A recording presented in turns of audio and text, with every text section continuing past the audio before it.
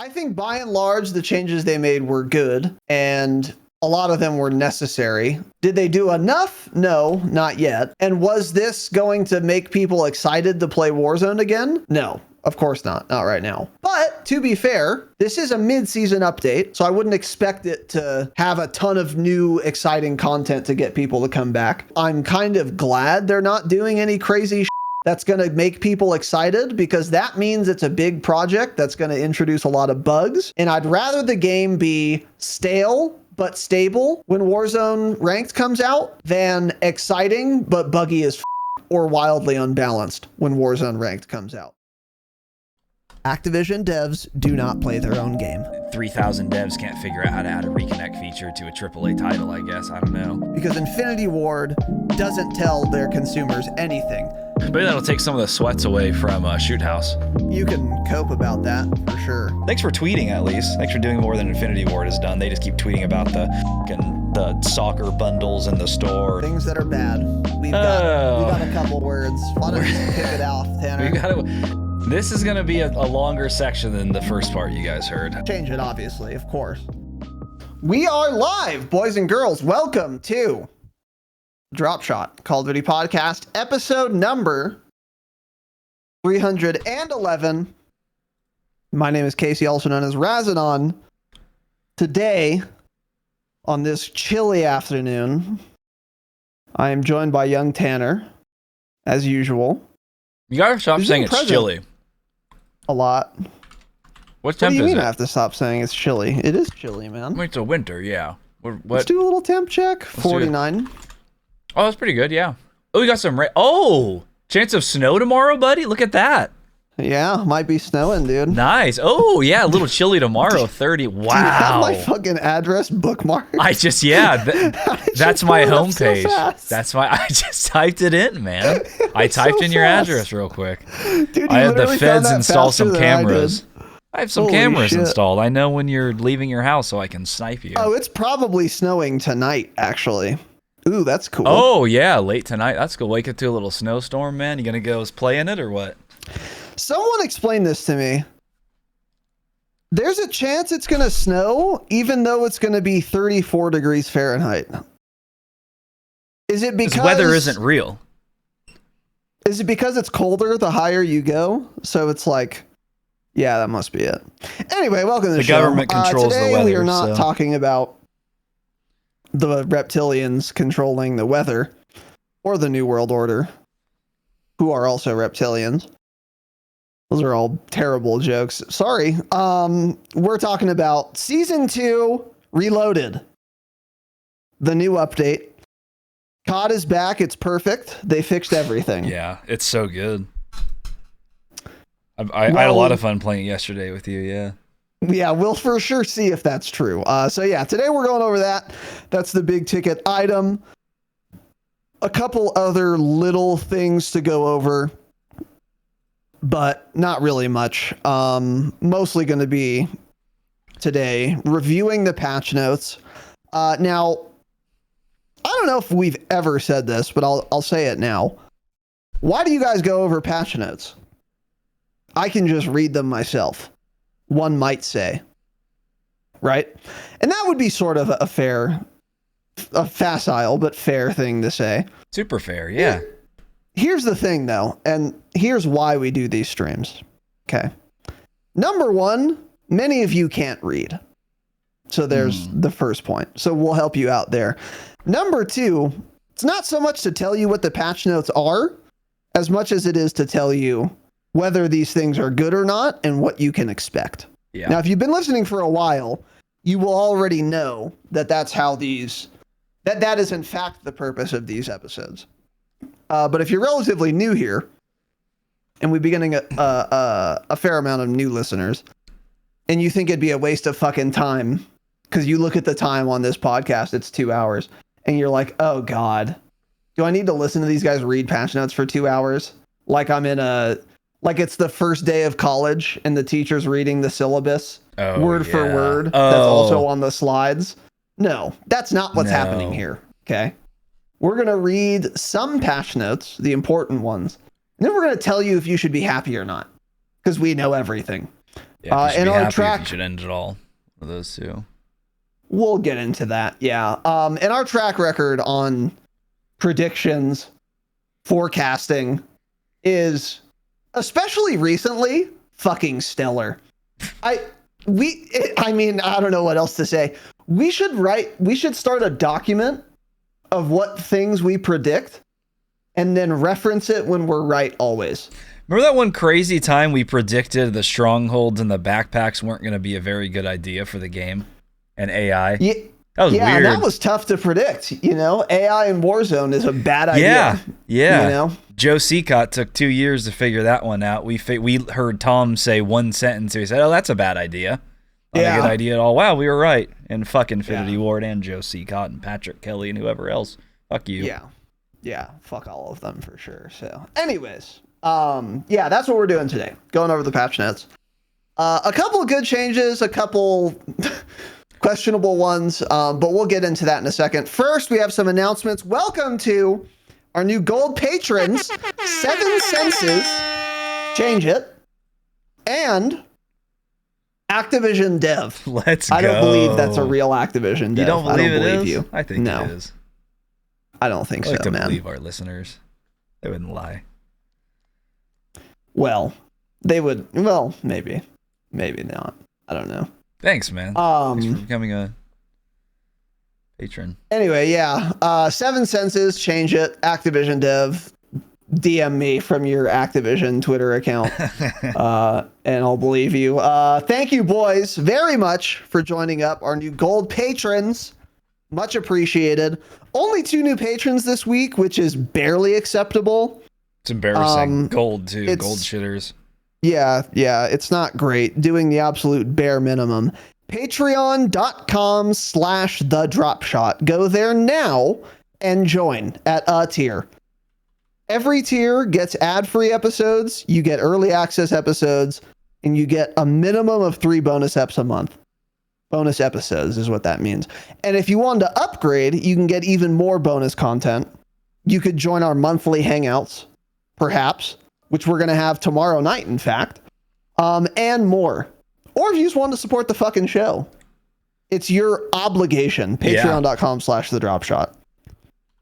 Your absolute obligation. And thank you very much to you two pigs for joining up at gold. We also got some new YouTube members. The Chevmeister joining up.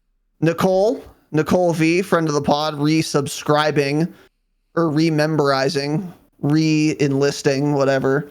And the Uzi, change it as well, our friends of the pod. If you want to be a YouTube member, it's another way to support the program. You can watch the VODs of our live streams as soon as they end for all of our YouTube members. And we'll be fleshing that out more as we, continue on through the weeks, get our taxes done, all that shit. So there you go. On the topic of other announcements, thank you to all of you guys. Our last Patreon episode went live yesterday morning. Something like that. Yesterday. Yeah. It was for our Platinum and Damascus patrons. We did our patron Q&A. It was fine. I don't remember it. What did we talk about? Yeah, it wasn't real memorable. They're usually memorable. There were some food. I feel like Steel had some good questions. Steel Switch had a few bangers. Yeah, it was a Q&A that you guys asked dog shit questions. So. Yeah, what were some of the interesting questions we had? Yeah, I don't know. There were some good ones. It was decent. There were some food-related ones again. A decent amount of time. Oh, that sore throat, fever, congestion. That was a good question. Oh, that was a good question. That was a great one, yeah. Oh, the torture discourse. Yeah, oh, it was actually a pretty good episode. CIA torture, yeah. Yeah. How torturers are incompetent. Yeah. Anyway, yeah. So if you're a Platinum or Damascus patron, that episode is now live for you guys, the Q&A. We're going to be doing behind the scenes probably next week. We're not going to wait much longer than that on that one. And then we're going to have all of our other episodes coming out fairly soon as well, now that we've gotten season 2 reloaded. Luckily, it's like right in the middle of the month, so we'll start getting those COD bonus episodes out sooner than last month, so that'll be good. But that Q&A at least is now live. Also, quickly before I forget, Travis B gave us a nice little $10 offline donation. Love the content. Listening to the pod on my way to and from work makes the commute less stressful. That's surprising. Because if I had to listen to the mistakes Infinity Ward continues to make over and over, I would get more stressed. But that's I would start ramming into random cars on the road. Yeah. I would swerve my car into oncoming traffic instead of continuing on my way to work, maybe. Keep up the great work, guys. Travis, thank you very much, dude, for the $10 donation offline. Very much appreciate that. Young man, very kind of you. So a couple other announcements, or one more for me. Tomorrow evening, for our Damascus patrons, we will be doing our Damascus Hangout. Not sure what we're going to be doing yet. It's kind of up to you guys. We could do customs again. But what'd you say? It's a little St. Patrick's hangout with the boys and girls. Yeah, a little St. Patty's hangout. That was not by design. I forgot about St. Patrick's Day. Don't go out on St. Patrick's Day. You're not 21 anymore. There were some people that said that. Shout out to St. Patrick, by the way. What did he do? Besides exist. He drove the snakes from Ireland. They made a whole day for him for that. Okay, well, hold on. First of all, he didn't actually do that. Okay? Did he not, man? Some guy didn't eliminate all snakes from a fucking island, no. Moses parted the Red Sea, so you never know, man. If he had done that, that would be pretty cool. I would saint someone for getting rid of all the snakes. If they ever came back, yeah. Ireland. It's really? actually real. There are no snakes on Ireland. Really? In the entire fucking continent. Not a single goddamn snake. Nope. They only have like 2 reptiles, I think, or some shit like that. Not 2. They have like a dozen. But it's like not many. Which is weird. I read about it like 2 weeks ago. I forgot most of it though. But yeah. St. Patrick, dude, that guy's got a crazy story, by the way. Does he? Yeah, I was going to read the wiki, but it's 400 pages, so never mind. Oh, it's long. It took me a while. That much, yeah. He was like born in like southern England, and he was like at that time, the Holy Roman Empire, I guess, had like a little fucking base there. So he was like a Roman priest, like an English-born one. And then or his dad was or something. And he got captured. He got captured by like slavers and then taken to Ireland. And he was a slave for like 7 years. Deserved. And then he escaped, got on a boat back to England. And then he went back to Ireland to like convert people to Christianity or to Catholicism or whatever. Oh. Yeah. How many people did he kill? How many innocent people did he have killed to get his own day? That's a good question. Probably none. I didn't see any. The only controversy I saw on the Wikipedia page was that slave story seems awfully outlandish. Yeah. Like, cause he was like 11 when he like escaped from his captors or whatever. They were like, really? Did you do that? That was the page, but it was interesting. You have any thoughts on Guinness? I have some. I used to hate it. And then I started to like it a lot. And now I'm like, it's one of those things I have to be in the mood for. I feel like you have to get it on tap, right? I think that's the way you have to enjoy it. Yeah. I've only had it like once or twice. It's been a while, but it looks yummy. It looks like a tasty little drink. I wish I had some. It's got a thickness to it. Yeah. Not too thick, though. It's not like a stout, but it has some body. There's a blonde Guinness? Really? That sounds interesting. Oh, there sure is. Baltimore Blonde. Shout out to the Baltimore Blondes, yeah. Wow. Huh. Anyway. Yeah, it's okay. Yeah, maybe I should get some Guinness for tomorrow. That'd be good. Yeah. Yeah, I've never had the nitro on tap. I've never had anything nitro on tap. I would like to. I've had I've never one tried nitro it. drink. It was really But good. supposedly that is the way to drink beer. How was it? Did you taste the nitrogen or the nitrous oxide or whatever the fuck it is? It was a few years ago. It was like right when I started drinking beer, and someone told me. Did you increase your horsepower? He was like, no. He was like, oh, try the nitro. You'll like that. And I just remember it being very smooth and easy to drink for like a shit beer. I don't remember what the flavor. It was some like weird flavored nitro one, so it's probably not a good like comparison. It was like it was like a cream ale or something too. So it was easy to drink anyways, but it was like a nitro cream. It was interesting. It was yummy. Don't say yummy. Yeah, it's Baltimore blonde. Oh, it looks like dog shit. Yeah, never mind. You're 30. Don't say yummy. Yummy. You can add that to your list. No, because it's appropriate for some people to say it, not like some other words. But anyway, so anyways, yeah, for St. Patrick's Day, we'll talk about that stuff. So for the Damascus Hangout, that'll be tomorrow night, Friday at 6 p.m. Pacific time, and we will do whatever you guys want to do, basically. We were thinking of doing another customs, because you guys seem to enjoy that. We also don't want to burn you guys out on customs. So we're not sure what we're going to do. But we'll play it by ear this month. So watch an Irish movie. Any Irish movies? Ooh, we can watch The Departed. Great movie. You can watch The Town. Oh, I never saw one of the fairly recent Irish movies. It was a Scorsese film, obviously. It was the guy White, Jack White or some shit. What am I thinking of? One of you guys knows what I'm talking about. Banshees of Inisherin. Johnny White. I think We're not Jack watching White that. 96% on Rotten Tomatoes, so no, we won't be watching that. Oh, it could be The Irishman. Yeah, that's probably what it is. Yeah. We can watch The Irishman. I never saw that. That'd be good. We'll figure it out. Any other announcements? No. Here it is.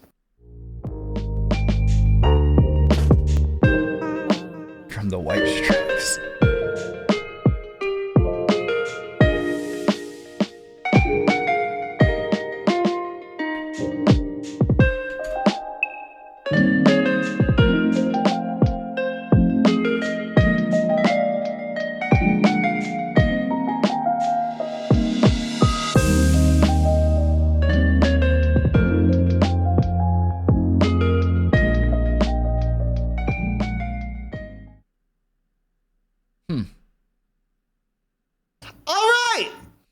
Boys and girls, welcome to the Absolute Broadcast today.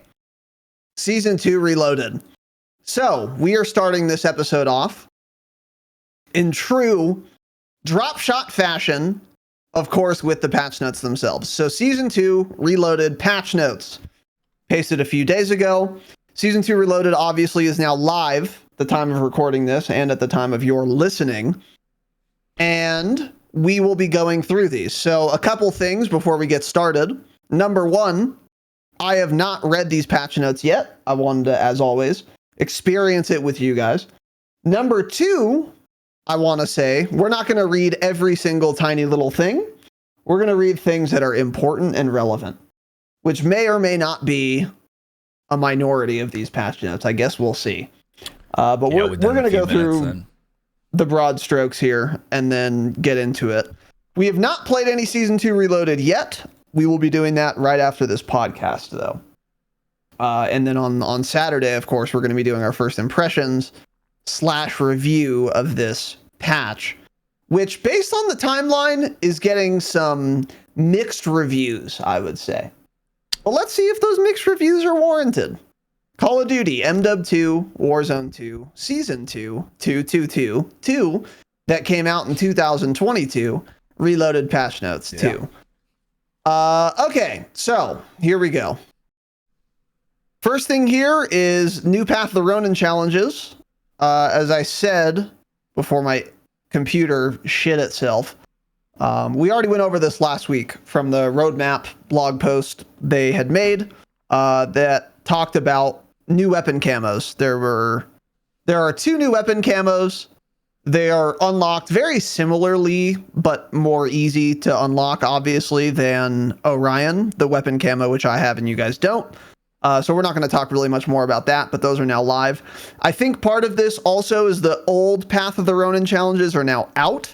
So if you didn't get those, get fucked, I guess. But fuck. Doesn't matter. I forgot to finish you mine. missed out on a sticker. Damn it.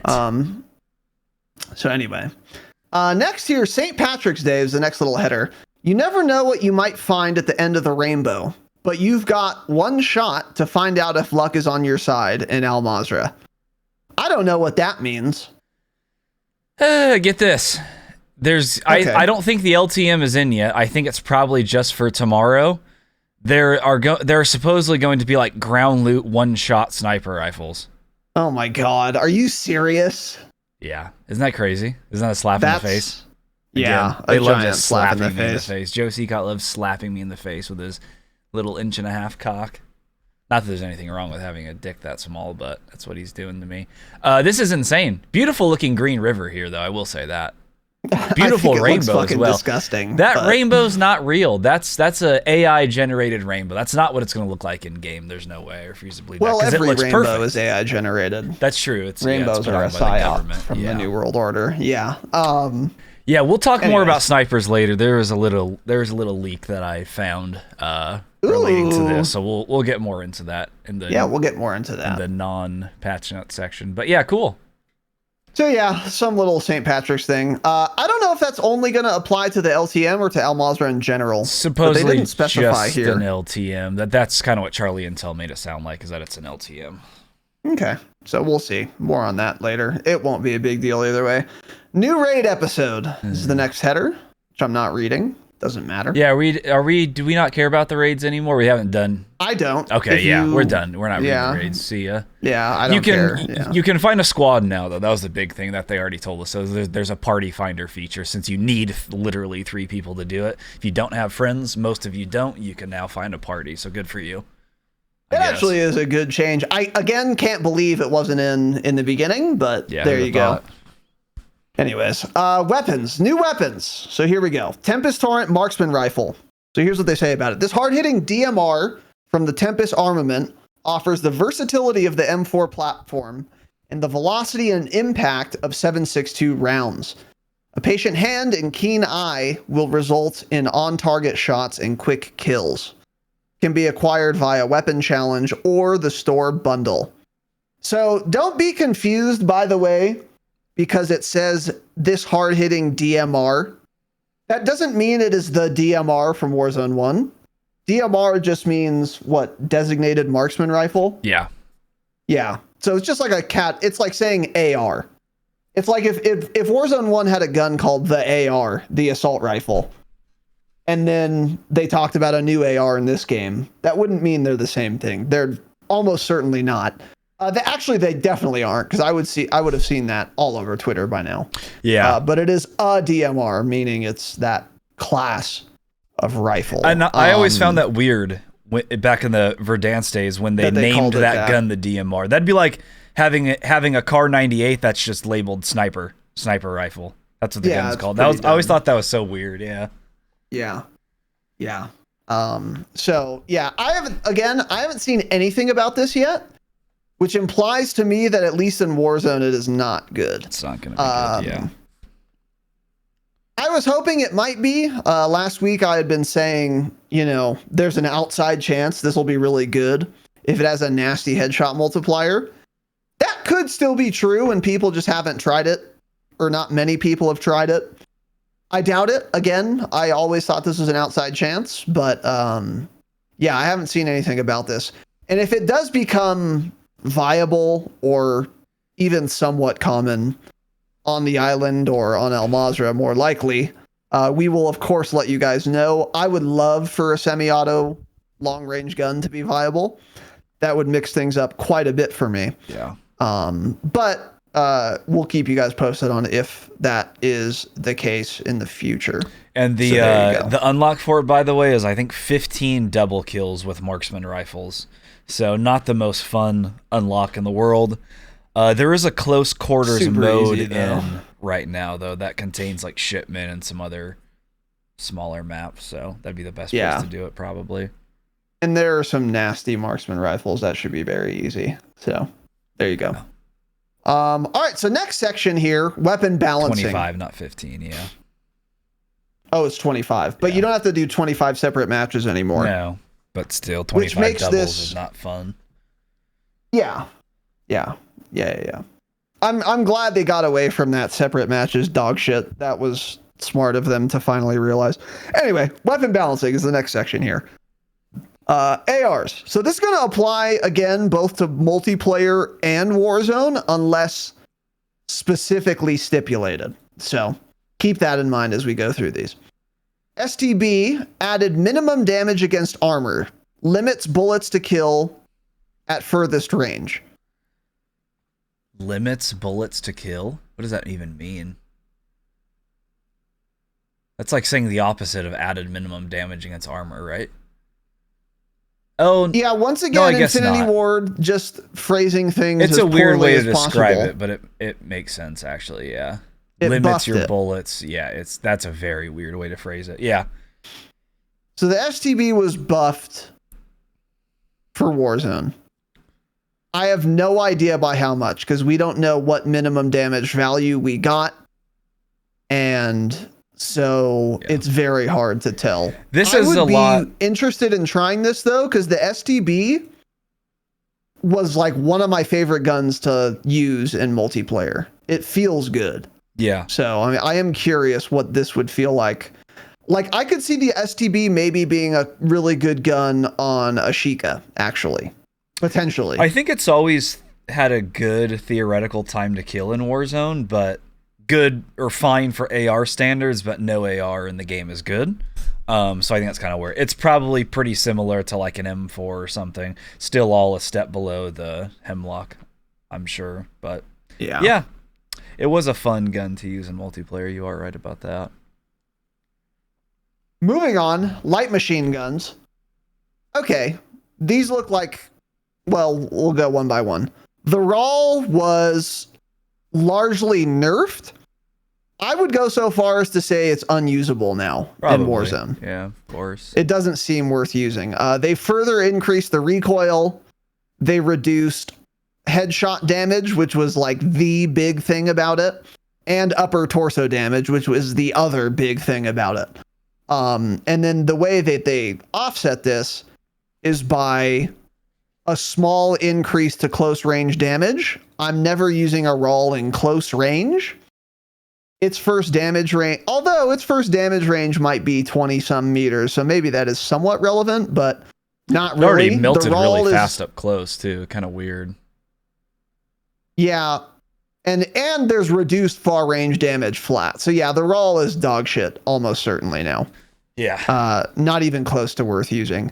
This is massively overkill on paper, almost certainly the case in game as well. I think the nerfs they made in the last patch were probably sufficient. Yeah, people and weren't now using they've just it. gone way overboard. Yeah, no one was using it. People weren't using it. They nerfed it.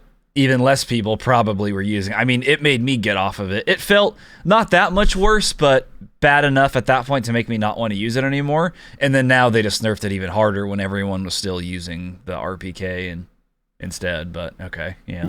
Yeah. So S in the chat for the RAL. That thing is done. Yeah, terrible change here. You just made the gun completely and utterly not worth using. And that's fine if all LMGs are that way. If every LMG is miserable and unusable, fine, great, then I'm fine with that. Well, I disagree. The I ARs want need to be LMGs better. to have a place. But yeah, ARs need to be way better. By the way, quick note, we're done talking about AR balancing. That's all they did was one thing to the STB. One very minor change. There was not a whole lot of weapon balancing. Well, I guess there are some other things further down we'll get into that are interesting. So yeah, let's just continue and then we'll talk more about it. So the RPK is the next thing here. Reduced walking speed and reduced muzzle velocity. So I don't know how much the muzzle velocity was reduced because they didn't tell us, because Infinity Ward is a miserable dog shit, awful development studio, which I could add that to my hypothetical list of things we've told you were going to be the case. While everyone was coping in the beta because they were actually on Twitter because they were trying to make money by selling the game, by the way, and communicating with us every other fucking day, I was telling you guys, don't get baited.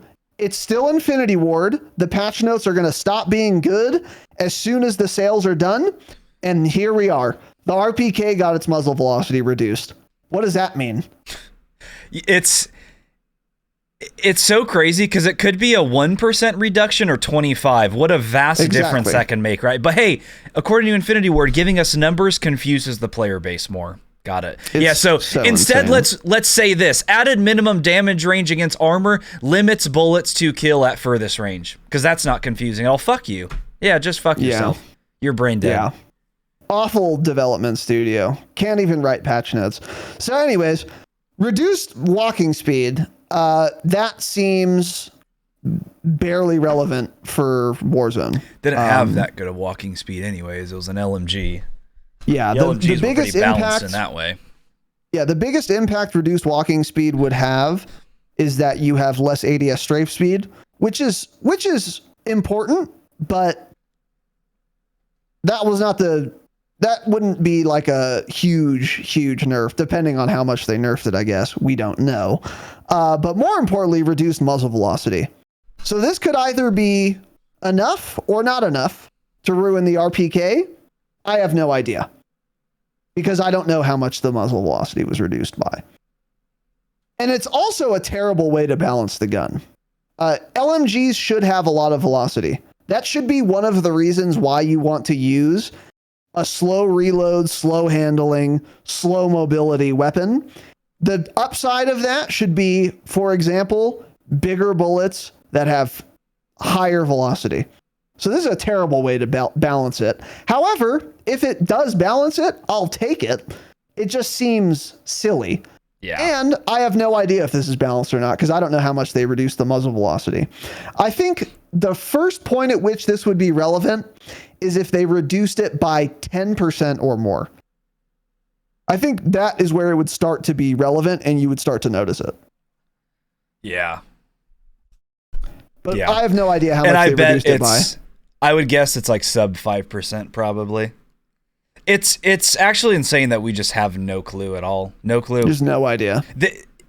Them wording it that way could mean a 1% reduction or a 90% reduction in muzzle velocity. That tells us almost nothing. Yeah. It could be 1 meter per second reduction. Yeah, like literally. It's insane that they think this is acceptable. I don't know. What are your thoughts on that? Let's say they reduced it by 10%. Would you be happy with that change? Have you seen anything on the TL also about the RPK? I think a lot of people are still using the RPK. You see the Hemlock a lot, but that's because it already seems like most people are playing Resurgent, so that's where it's better. Yeah. But I think on Al-Mazrah, there's still a lot of people using the RPK, but also could just be because they've been using it for 5 months now and they haven't thought to try anything different. Yeah. Apparently, True Game Data tested it. I think it was more like 20%. That's a lot. 20% reduction is a lot. If I was an RPK user, that would make me stop using it on Al-Mazrah. That's a big fucking nerf. The thing is, a lot of people, I think, were using it with high velocity rounds, a suppressor, and then a lot of times even a barrel. So it's like, you already have a lot of velocity there anyways. So I don't know. I haven't used the RPK for weeks because I'm not a really used it loser. I got bored of that gun very quickly. It would still be a big deal even if people are using all the velocity attachments though, because that's a 20% nerf to the base bullet velocity, meaning after all the attachments it's still like 20% less. I don't know, so we'll keep you guys posted on that, but I think most people have switched to the Hemlock anyway, to be honest. So we'll let you guys know. Feels bad on Al-Mazrah, but we'll have more to say on Saturday. So in our next episode, and then the Seiken, which was one of the more popular LMGs recently, probably not the most popular, but one of them. Reduced damage range. This is actually not that big of a nerf because a lot of times you're at your max damage range anyway. So if that damage range got pulled in by 5 or 10 meters. your time to kill and multipliers and everything is unaffected. Yeah. So for example, if the max damage range of the Seiken used to be 35 meters and beyond, and now it's 30 meters and beyond, well, you're usually taking gunfights at 40 meters regardless, so therefore nothing changed in that case. I don't think this is that big of a deal. And the last time I used the Seiken, it's very easy to control, and it felt pretty solid. But again, it's an LMG. I'm at the point now where LMGs are sufficiently trash, probably, to where I prefer to use the Hemlock in Al Mazrah. And definitely on Ashika Island as well. Yeah. So, weird change there, but okay. I wish they were like Raven and they would tell us why they did anything. Don't you miss those patch notes? Where there's a blurb after every change saying, hey guys, here's why we did this.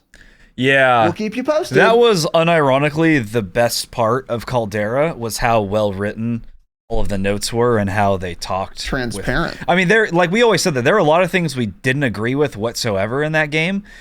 Like gulag tokens, redeploy tokens, a lot of shit like that. But they would at least explain why they were doing that, and they would give a reason for it. Yeah.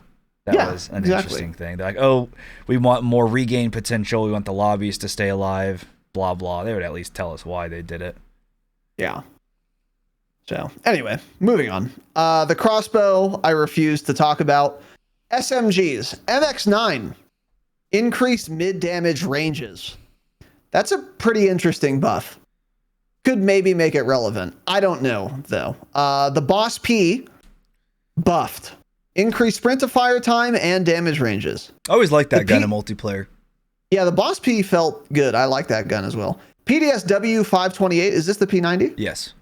Okay. Slightly offset weapon while ADS using iron sights to improve visibility. So the irons look better now. That's what you were saying, right? Yeah, that was something I never liked about the P90. That was always like immediately in multiplayer when MW2 launched. I remember people talking about the P90 liking it. I could never get the iron sights. So it's like, felt weird. Like when you shot, the whole gun kind of floated up and you immediately lost track of what you were looking at. That was like the one SMG that you pretty much had to run an optic on, for me at least. I thought it was completely necessary. So I'm glad they made a change. I think basically it makes it so like it appears to kind of sit lower, makes the irons more usable. Oh, okay. Okay, that's a good change then. Cool.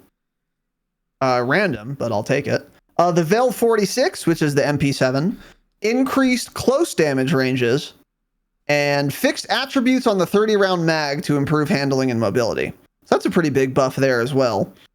And then the Lockman sub, which is the MP5, which up to this point, since the Fennec nerf, has been the absolute meta SMG, was, as a result, nerfed. Reduced movement speed, reduced ADS speed, improved recoil control, and then for one of the barrels it was buffed as well, the LM Nebula barrel, improved damage range and recoil control. So they're trying to... This is the first, like, weapon balance change that I think is actually quite good, and here's why. They made the MP5... They wanted to stop it from being the dominant inside 5 meters sub and make it more of a versatile mid-range kind of sub. Like what the MP7 used to be. So, yeah, kind of. Yeah. It like these stats now remind me a lot of like the Cold War MP5. But that thing was insane up close actually, but it was also kind of slow. And had pretty good recoil control. A good recoil control, a lot of ammo, shredded up close. I remember it being fairly even good slow for hip fire up close. It was insane. Yeah, it was overpowered at various points. But anyways, I like this change a lot. They're trying to put it into a particular niche. And this, interestingly enough, about Infinity Ward, for those of you who have been listening for a very long time, toward the end of Warzone 1, the best thing Infinity Ward did in terms of weapons was balance the submachine guns very, very well. And I wish they could figure that out for every other category of gun. But if you guys remember the last few months of Verdansk, we had a lot of SMGs, and actually 80% of them were absolutely viable depending on what you wanted to do. For example, MP7 was a really good option if you were sniping, for example, because it wasn't going to kill the fastest up close, but it had a competitive time to kill up close such that you don't automatically lose to like a better gun. Yeah. But it was also competent at mid-ish range, but it would still lose to an AR. And then there were other guns like, again, the Cold War MP5, or no, before the Cold War guns came out. Yes. Holy shit, what were the other ones? I'm trying to think. For Cold War guns or everything? No. Just MW19. Yeah, there weren't very many good SMGs for MW19. It was pretty much either the MP5 or the MP7. No, they added more and they were good. Oh my god, what is the gun? I'll never remember the name. I remember there was good balance when the Cold War ones came out in the fact that there were a lot of different SMGs to use. What was that SMG that people were putting a VLK on at the end of Verdansk? Milano? No, that was a Cold War gun. No, that was a Cold War gun, though. That's what I was saying. They weren't balanced until the Cold War guns came in. Then you had a lot of options. You're right, the Milano. Right. I totally forgot about the Milano. The OTS-9, the nail gun, you can call that an SMG. The MP5 still. The MW MP5, the Cold War MP5, the MP7 you could make an argument for. I'm sure I'm forgetting one or two. It was good balance at the end, but honestly, I think at that point Raven was already helping a lot too, so that's probably absolutely nothing to do with Infinity Ward, actually. You're absolutely right. I was getting confused. I was thinking Caldera came out with Cold War, but it didn't. It came out with Vanguard. They had, for most of Verdansk, they had there's no weapon balancing period from Infinity Ward. Like the Infinity Ward, the MW MP5 was the only SMG people ran for like 6 months, probably. Yeah, it was like far and away. I think maybe even longer. Probably even longer. I mean, people were still running at the end of Verdansk. So yeah. Okay, so I take back everything I said. I stand by. At the end of Verdansk, the SMG balance was insanely good, and there were a ton of awesome options depending on what you wanted to do, and they all occupied a particular niche. I'm mistaken in saying that was Infinity Ward's doing. It wasn't. This was well after the Cold War integration. Once Verdansk was getting phased out. So sorry about that. But yeah, anyway, I like these changes to the MP5. I like them too. But they changed it. This works out well for how I've been trying to use the MP5 in this game as well. I haven't been using it as like a close range hip fire setup or super fast mobility. I've been using it with like some recoil control attachments. So I can use the iron sights, but it has lower recoil, pretty good at range. So I personally love these changes. This makes the gun even better for the way that I've been trying to use it. So I'm a big fan of that. Yeah. Reducing aim down sight speed, though, was actually completely unnecessary. It already ADS slow, as do every other gun in the game, but yeah. Moving on, shotguns. So here is where I'm going to have a spicy red hot take for many of you. The KV broadside. The weapon of choice of Admiral Jack. Admiral Jack's hook. Admiral Jack goaded with the cum. His hook. The hook on his hand. His weapon. His rapier. And we'll edit that out. Here's what they did. Reduce lower torso damage. For the 12 gauge ammo, which is the standard ass ammo, isn't it? All of it. Yeah, that's the standard ammo. Okay. So not slug rounds, in other words, yeah. Reduce damage ranges, reduce close range damage. And then for Dragon's Breath ammo, they also reduce the damage range, the close range damage, and there's a global reduction to 12 gauge Dragon Breath's maximum residual damage. So those are all nerfs, obviously. Now, here is my hot take on the KV broadside. Was it strong before these nerfs? Yes. Was it overpowered before these nerfs? Yes. Was it overpowered for any of these reasons? Absolutely not. The only reason that the KV broadside was OP is because you could put a 25 round drum magazine on it, and you could go into a building on Ashika Island and wipe 2 teams of 4 people by yourself without reloading. That's why this gun was overpowered.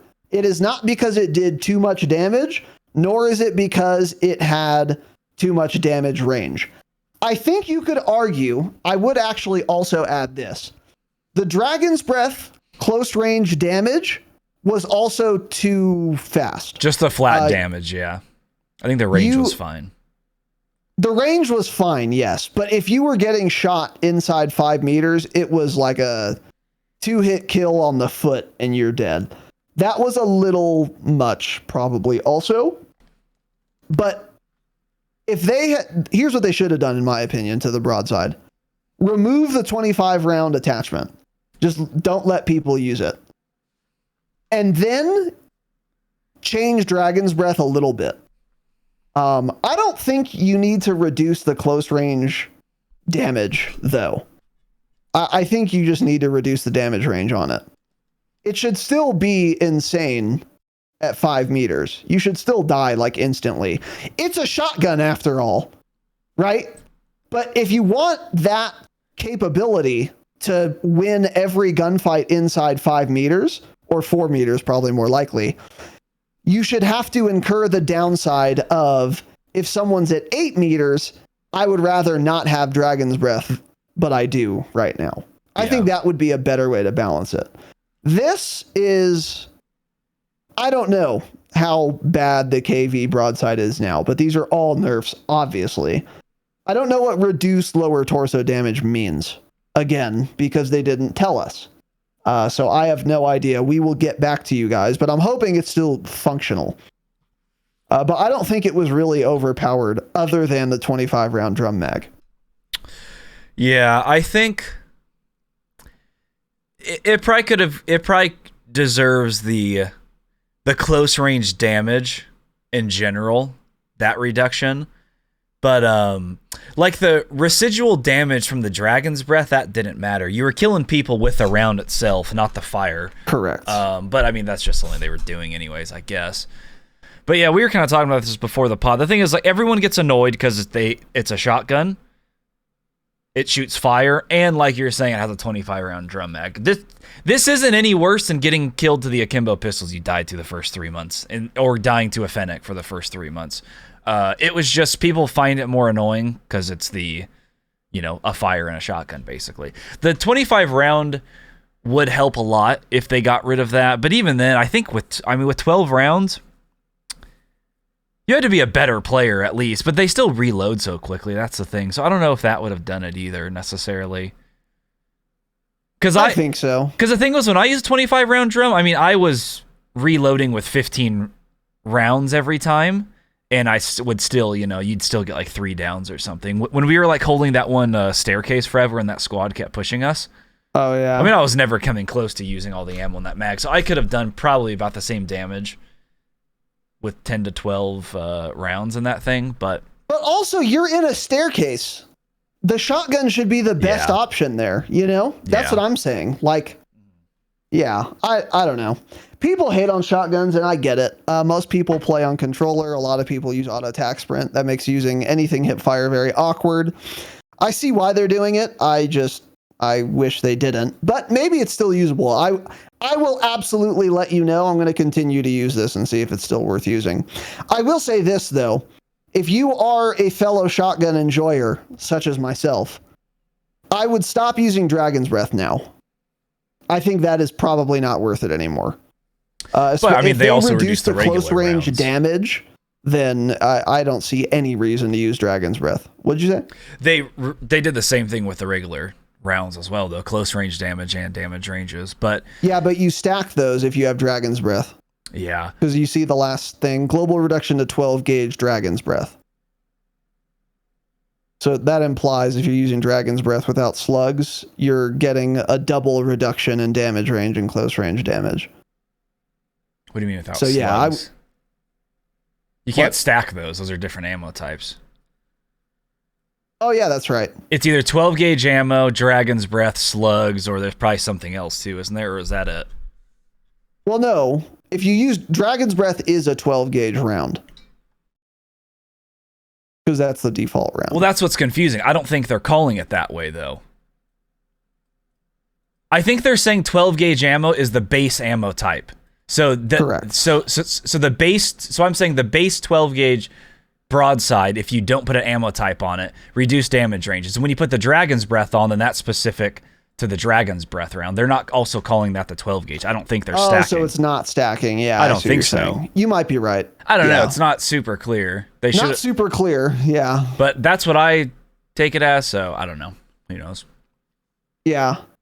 Actually, yeah, you might be right. I am curious now. I don't know. I'll do a lot of testing and let you guys know because I want this thing to work.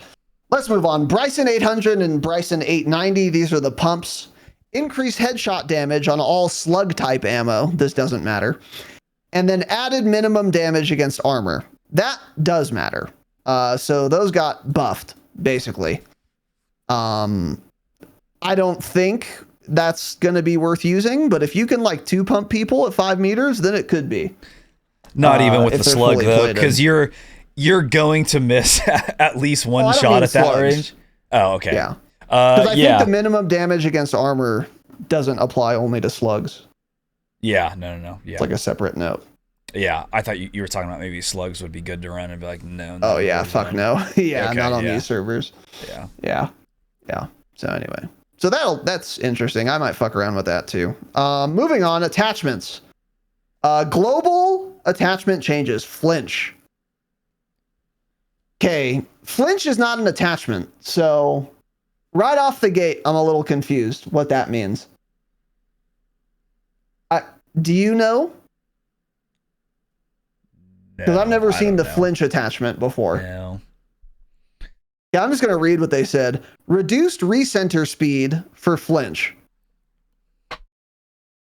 Okay. So flinch resistance? I don't know what that means. Minor increase to flinch on ARs, subs, LMGs, and shotguns. Okay. Why? I mean, I'll take it, I guess. No, I won't. Increase the flinch. No, I don't. Wonder if this is preparing for if we get one-shot snipers or something, so that all those guns do more flinch. Maybe. So when people are sniping or something, you're gonna take more flinch. I was thinking if you're holding an AR, you flinch more, but maybe if you're being shot by one, you flinch more.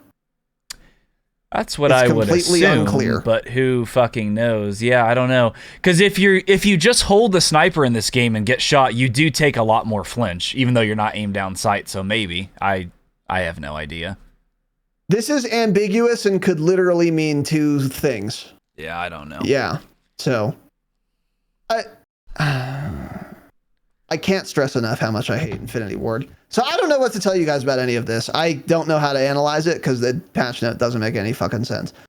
Ammunition, hollow point rounds, removed bullet velocity penalty. What is the benefit of hollow point in this game? Thought it was limb damage, wasn't it? I don't know. Well, that was Warzone 1. I don't know what it does in this game. Yeah, no one's used any of these rounds because they had such massive downsides. But I want to say it was limb damage as well. So that could be okay, maybe. Yeah. It makes hollow point better, obviously, but that's more a question of, do I want to take that attachment now over another one? Exactly. That's probably what I was going to say. And that's why you saw those round types in Caldera all the time, because you had a free attachment there. So people were running those ammo types. If I had to choose between getting 2 more extra limb damage or a recoil control rear grip that's going to reduce my recoil control by 7%, I mean, I'm not taking the 2 extra limb damage almost ever. But. Yeah, exactly. Yeah. So, anyway, that's weird. Yeah, I don't know. Frangible rounds. Changed healing delay timer to set from last bullet's impact, which lengthens the overall delay on a player. That's smart, actually. If you want to buff it. And remove the damage range penalty. Overpressure rounds. Remove the recoil penalty. Increased flinch imparted on players. Oh boy. If you guys remember, in Vanguard multiplayer, the meta early on was to use, I think in that game it was frangible rounds that increased flinch dealt. And now there is an option to do that in this game. Very cringe. Don't like it. Luckily, no one will probably use it anyway. And then 12 gauge slugs and HE slugs. I don't know what an HE slug is. Added minimum damage against armor. Okay. So the thrust of this is that they are making all of the ammo types a lot better to incentivize people to maybe try and use them more. Yeah, give you something to think about now, at least. It is something to think about now. I would only see this being potentially relevant on secondaries, shotguns and SMGs and pistols if you're doing the akimbo thing. I don't think any of these are going to be relevant for long-range guns. And I even don't think they're going to be relevant for most secondary guns. However, I could see somewhere down the road a new pistol comes out that's good in akimbo, but you really don't have many attachments to put on it. So then you throw one of these on as your fifth. I could see that being the case. I do like them making all of this stuff better to give people more things to think about when they're picking their 5 attachments, but I don't think this is very impactful right now. Yeah. So.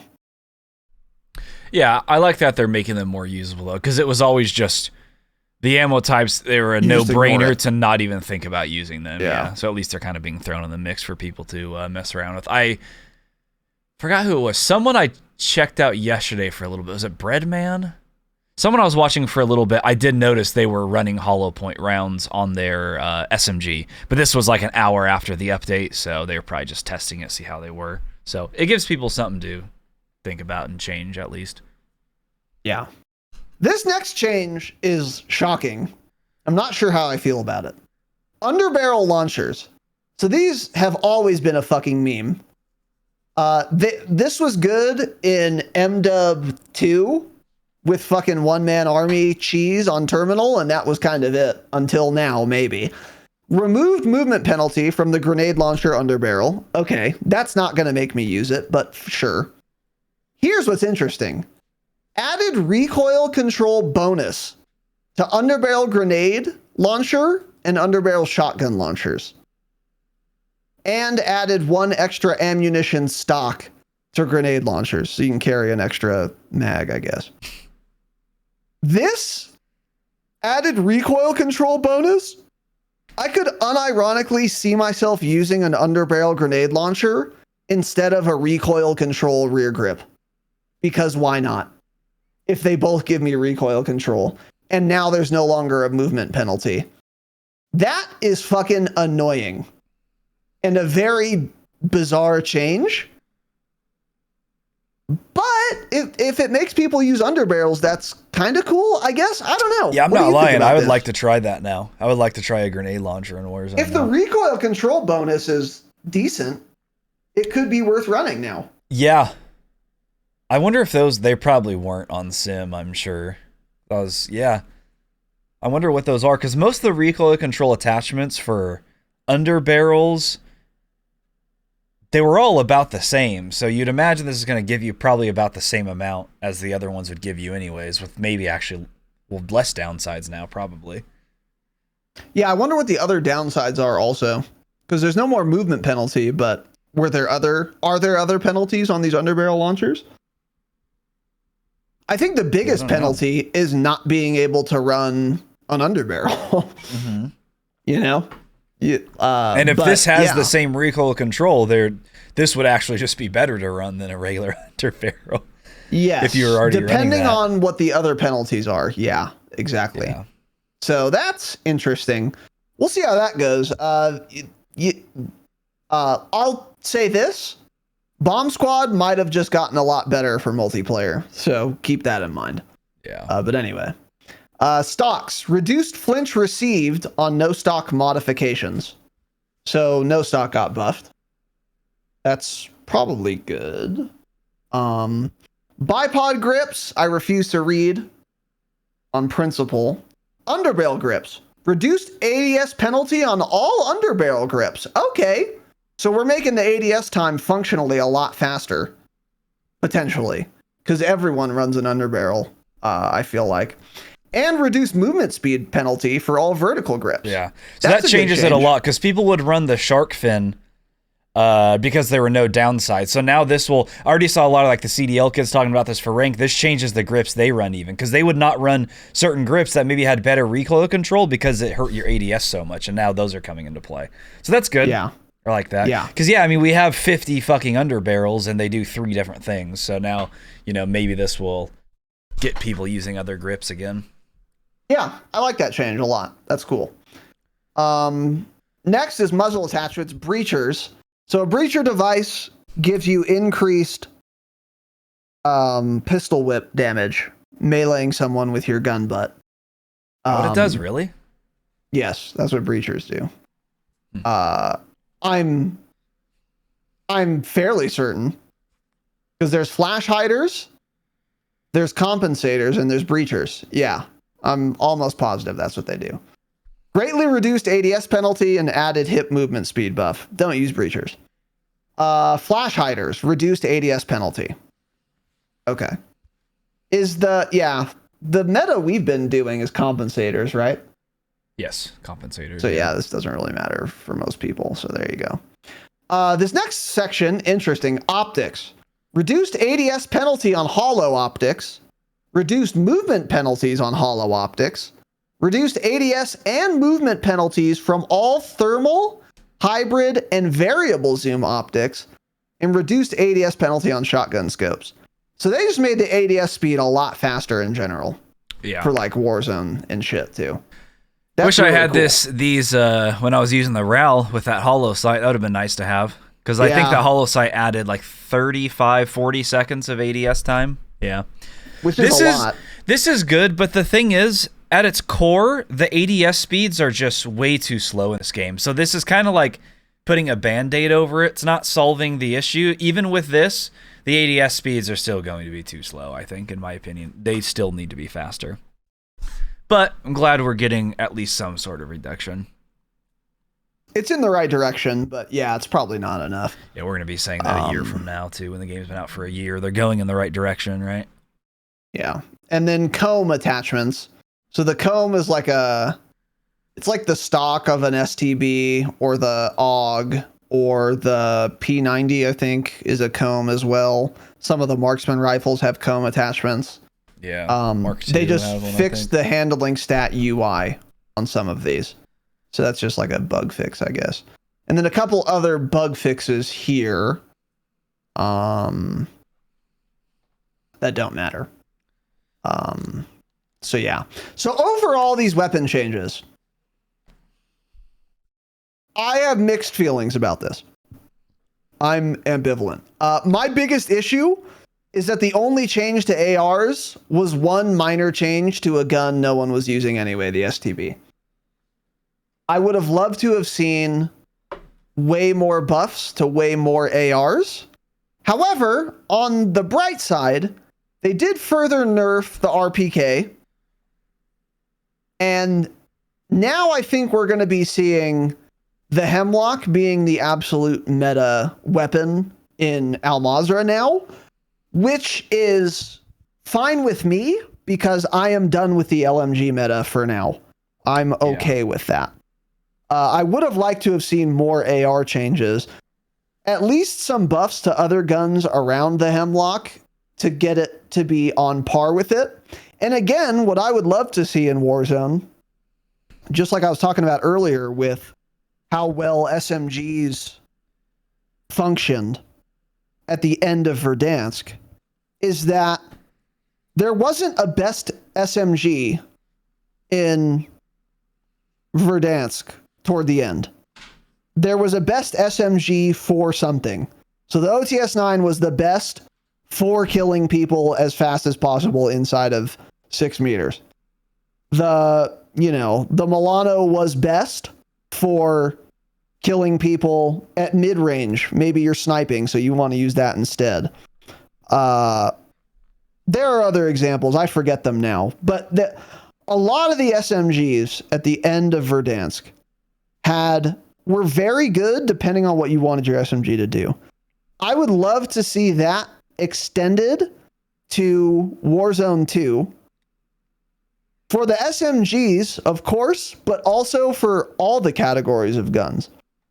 And between categories too. Again, for example, I think LMGs should have insane base velocity, and the downside should be their LMGs. They have, very slow handling, very slow aim down sight time. Maybe they have more recoil to account for that, but they also have really good damage or really good headshot multipliers or something. ARs, kind of just mid at everything. And then inside of categories, how do you balance ARs to have everything be viable depending on what you want? You have something like a Grau, where it has great iron sights and is fairly fast handling, doesn't have the longest damage range. This is a certain era of the Grau. And therefore it occupies like a sniper support AR. It's never going to be your primary AR, but if you're sniping, that's what you want. So it's not like the Grau's useless. It's useful, but it's only useful for a certain thing. And you could do that with all the ARs. Or like a Kilo versus what was the other one? AMAX. If you want a gun where you can hit every single shot at any range, use a Kilo. But it's going to kill slower than someone who's really good with an AMAX who is willing to control that recoil. Yeah. Is one gun better than the other? It depends on what you want. There are ways to do this. They've done it before at various points in Warzone history. I wish they would do it for this game, and it does not feel like we are even close to that currently. No. Other than maybe those Lockman sub changes. Because I think the Lockman sub changes they made, the MP5, make it a very versatile, decent at mid-range, but not the best at close range SMG anymore, but also still absolutely viable at close range. So it's like, if you want a little more versatility, you use that. If you want just max TTK up very, very close, you instead use another SMG. I don't know what that is right now. But like, we're starting to get there with that example, I guess. But that's what I want to see us moving toward, and we are not progressing quickly enough. No, and it's boring when Warzone is, as it usually is, frankly, a game where there is just an unambiguous best AR and an unambiguous best SMG. Those are the most boring metas because you're basically pigeonholed into doing that. And if you want variety, you're going to lose to the better guns. That shit's boring. You shouldn't have a gun that's just the best overall. It should be depending on what you want to do. And they've done it before. They've demonstrated they've done it before. They could do it again. Doesn't seem like we're close. What are your thoughts on these weapon changes? Yeah, like there is always going to be a gun that has the edge for pretty much everything that people are going to run in general, but then there's still like other things you can run and do well with. Like that was the RAL for us. Everyone used the RPK. The RAL would outkill the RPK easily at range in terms of time to kill, especially if you like mixing a headshot. You're gunning those people down clearly, easily. But now it's just like the RAL's been gutted. I don't really know why. And then they actually have nerfed the RAL more than the RPK, which is crazy to think about. That it's like 90% of the player base uses the RPK like consistently every game. And they've nerfed the RAL harder than that. It doesn't make any sort of sense whatsoever. It's like they don't really want to nerf the RPK, clearly, or they would have done that a lot sooner. But, you know, I guess if all the other LMGs are getting nerfed, that's fine, I guess. But yeah, you are right. When it comes to, like, the velocity, it's like, why are we... It's a weird way to nerf an LMG, because like you're saying, they should have way more velocity than ARs. They already do have more base velocity. But it's like, why are we reducing the velocity more? Yeah, just make them even slower handling. Make them have a little bit more recoil. You know, there's other things you could do besides just reduce the velocity of them. Everything else, I'm glad they're doing some changes to the SMGs. Most of it didn't seem to be real big. The Vel thing is interesting. Increased close damage ranges, that could be a good one. The shotgun nerf, everyone wanted that. Honestly, more than anything, I like the ammo changes they made. I'm probably not going to run any of them, but it's getting to that variety of giving you different things to run besides the same exact loadout on the same exact gun every single time. I like the underbarrel launcher change. That's actually very interesting. Yeah, and then, like I was saying with the optics, it's not going to be the biggest difference because the ADS times are still too slow in general. But that reduction on like hollow sites, like the site that I run, if that can change the ADS speed from like unusable for me to a gun that's like, okay, this is still slow, but like I can deal with this. That gives you more variety on how you can build your guns as well. So I like that. But yeah, the thing is with this game is we're now at least 4 months into the release of it, and we're still like just starting to get there for certain things. The game still has bugs and crashes 4 months later. They've really have done the absolute minimal amount of weapon balancing for the game. Not much has changed. It's still boring. And it's like, that's just... it like reminds me of how Infinity Ward was in Verdansk. There were like no weapon balance changes for the longest time. They just didn't do anything. They just kept the game the same. Yeah. And it survived back then because it was COVID and it was a brand new game. Can't do that anymore. You've already lost so many people because they've just become uninterested in this because you're not changing things quickly enough. And I refuse to believe you can't change things quicker. Well, I guess I can, since your game was so broken on launch. You had to fix so many, literally hundreds and hundreds of bugs. So maybe that's it. But yeah, I don't know. It's like everything is still just happening way, way, way too slow. Yeah, for sure. For sure. If Ranked was not coming to Warzone 2, I would be genuinely concerned the game would, like, not die, but COD die. You know? Yeah. Like, I would be genuinely concerned. Yeah. Yeah, the rank thing is starting to... I don't think that's actually going to end up saving it at all. I think it will. I don't think so, because there's going to be something we're not thinking of that people don't like. It's either not going to be available for Resurgence, so everyone that swapped over to Resurgence, which is probably the majority of the player base, they're like, cool, I don't want to play on Mazra to have to get fucking ranked. Or there's going to be something with it that people don't like that we're not thinking. It's only going to be like certain player mode, like it's going to be quads only or some shit. People are like, really? No solos, this or that? And then it's not going to be till Season 5 we get changes to ranked play. And then by that point, we're in fucking October, you know? I don't know. I don't think it's going to end up changing enough. It's just, it's too late already. They just need to have ranked on launch going forward, and at least now they will since they're adding it in, but it's just Infinity War. It's always too little and too late, I think. Yeah.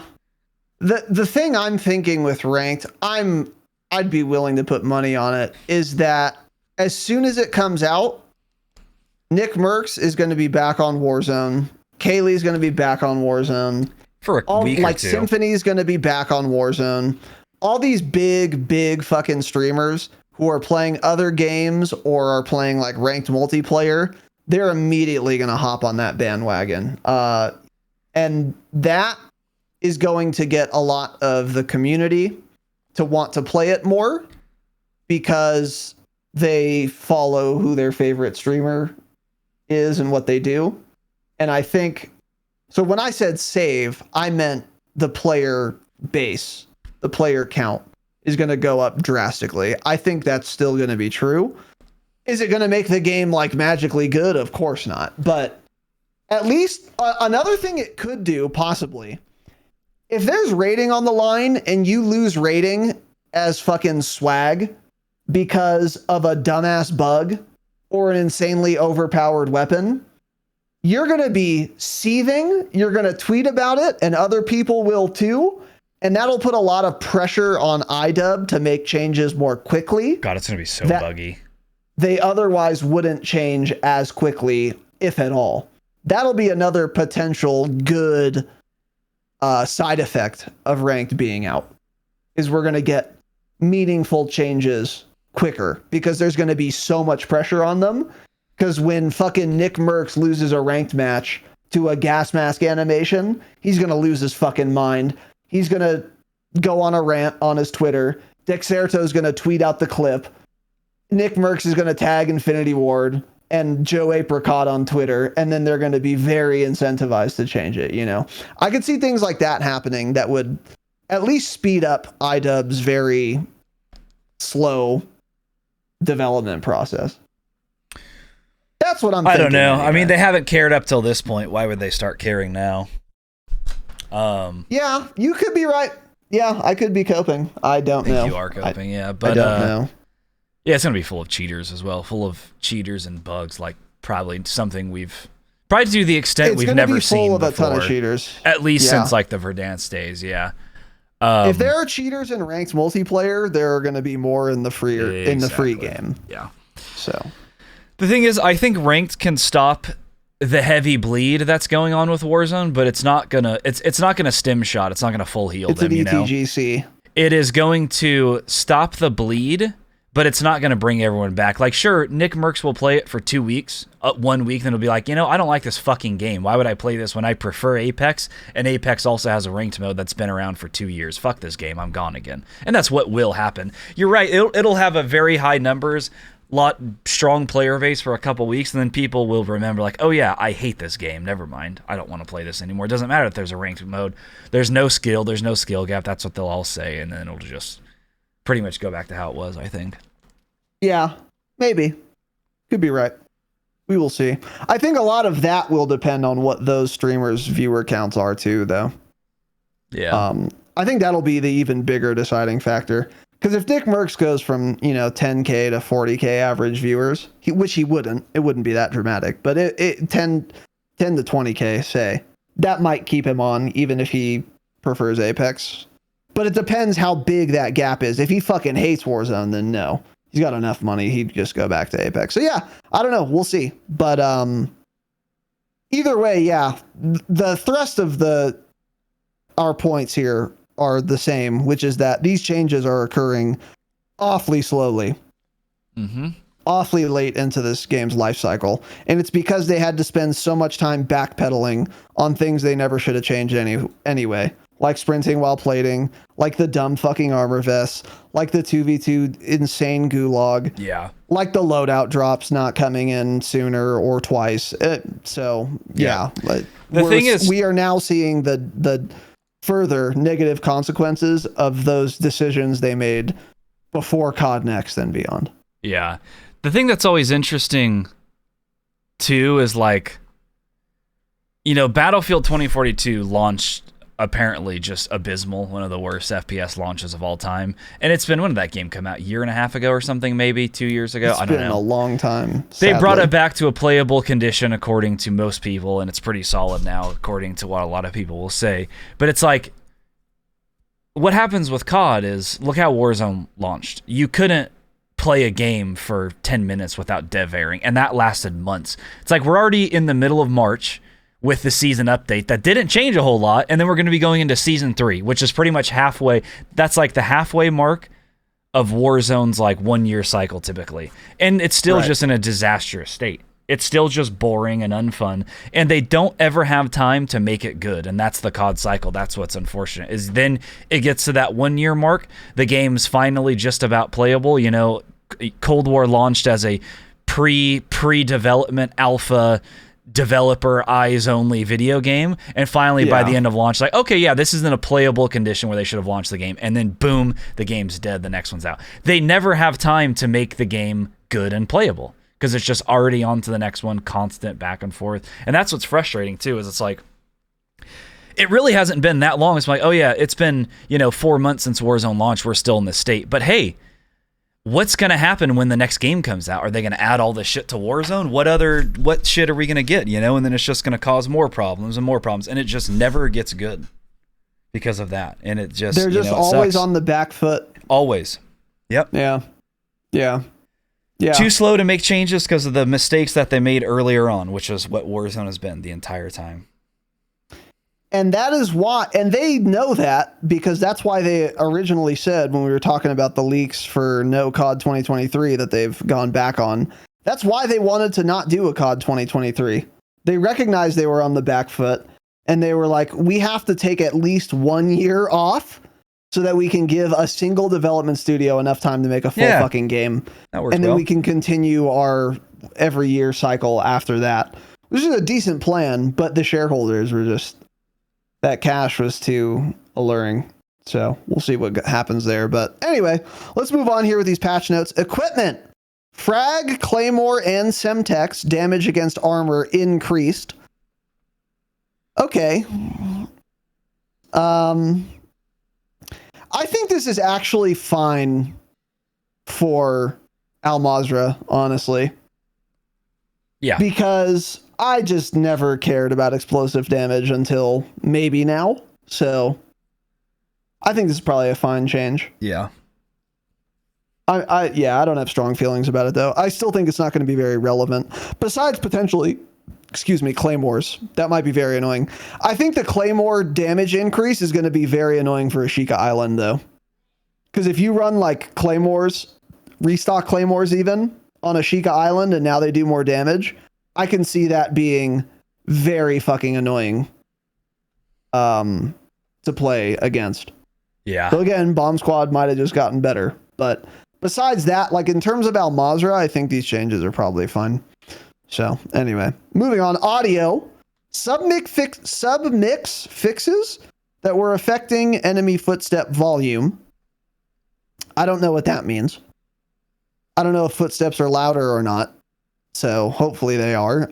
Equalize sand footsteps to better cut through the mix, similar to dirt and concrete. That's good. Fixed an issue that caused war tracks. Don't care. And war tracks, I don't care. So yeah, hopefully I hear enemy footsteps even better now. Although this is one thing that Warzone 2 has been doing fairly well. I feel like I hear footsteps most of the time I should. So hopefully I mean, you hear them, you don't know where they're at. Yeah, you can hear them at times. But I don't care about footstep audio anymore because it's obviously never going to be where I want it. And it pretty much never has been, and now it definitely never will be. So I don't give a shit anymore. It's just going to be bad forever. You're real doomer pilled, huh? Well, I mean, when has it been good ever? You're coping too much. It's never going to be. Good. Exactly. It's never going to be good. So it's like, I just don't give a shit anymore. It's decent now, though. It is better than... At least I hear Again, you people. hear things, but then you still just have no clue. Are they above you 2 floors? Are they below you 1 floor? You don't know. So it really doesn't help you that much. It's like, yeah, I can hear it, but where are they? No clue. That's a lot better than just dying because you never heard the guy at all. I agree with you. The directional audio needs a tremendous amount of help. But if I hear something, at least I know someone's in the fucking building. You know? I think that's worth something. So... But anyway, whatever. Submix fixes that were affecting enemy footstep volume. Don't know what that means. I tend to think that means enemy footsteps are louder. So if that's true, that's good. Update requires restart. UI UX is the next header here. If the title requires a restart due to an update, it will restart automatically. Why not just not have me restart? So do I still have to launch the game and it updates? Yes, you sure do. You still launch the game and just immediately it restarts. Everyone was all happy about this on the TL. Huh? As if that was not the case. Yeah. Me having to click the button was not the fucking problem. It was the fact of this existing that was the problem. The fact that this exists when I've never seen it. And I'm not kidding. I've never seen it in another video game ever in my life. Not once. Never. Yeah, not once. I bet you for Warzone 3, if you need to update your game, instead of updating the client or restarting the client to finish the update, you're going to have to restart your machine. So you're going to launch Warzone 2. There's going to be a 5 kilobyte patch.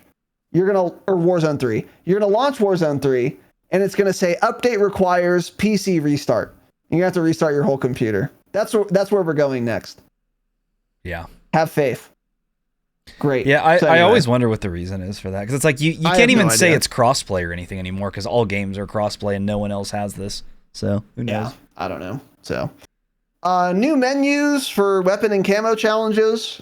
Added a store tab for players to see all available bundles for a specific weapon. That's pretty cool. Yeah. If you like a particular weapon, you can go look at all the ways you can get scammed for that particular one. Perfect. Party queuing is now in, which we talked about last week in that roadmap. So you can request to join a party, and it'll just put you in a queue, and as soon as your friends are out of the game they're in, you'll join the party. That's how it's supposed to work. We'll see if it actually does, but that's in the game. And there's now a DMZ combat record. It will not aggregate previous game history, but if you complete 5 matches, you'll be able to look at your DMZ combat record. So that's fun and exciting. Yeah. Cool. They do need zipline audio, by the way, Alex. That's absolutely true. That is one problem I've had on Ashika Island regularly. When I'm holding the roof of Promenade, someone zips up and you do not hear that shit at all.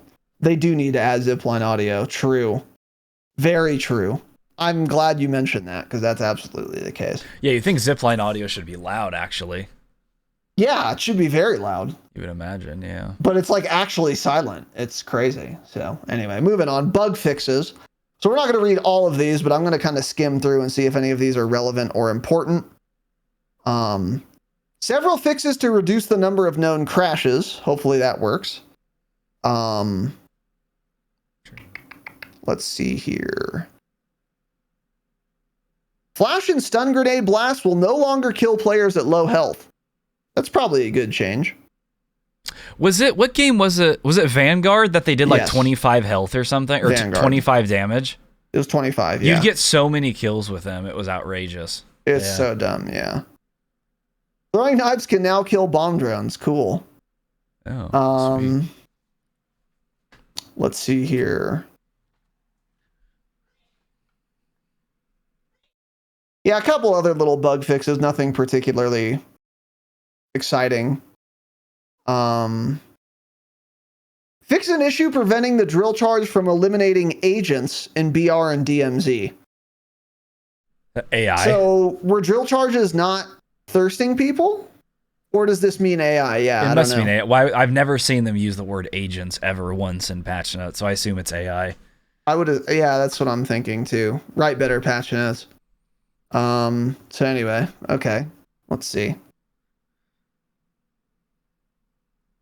Not much.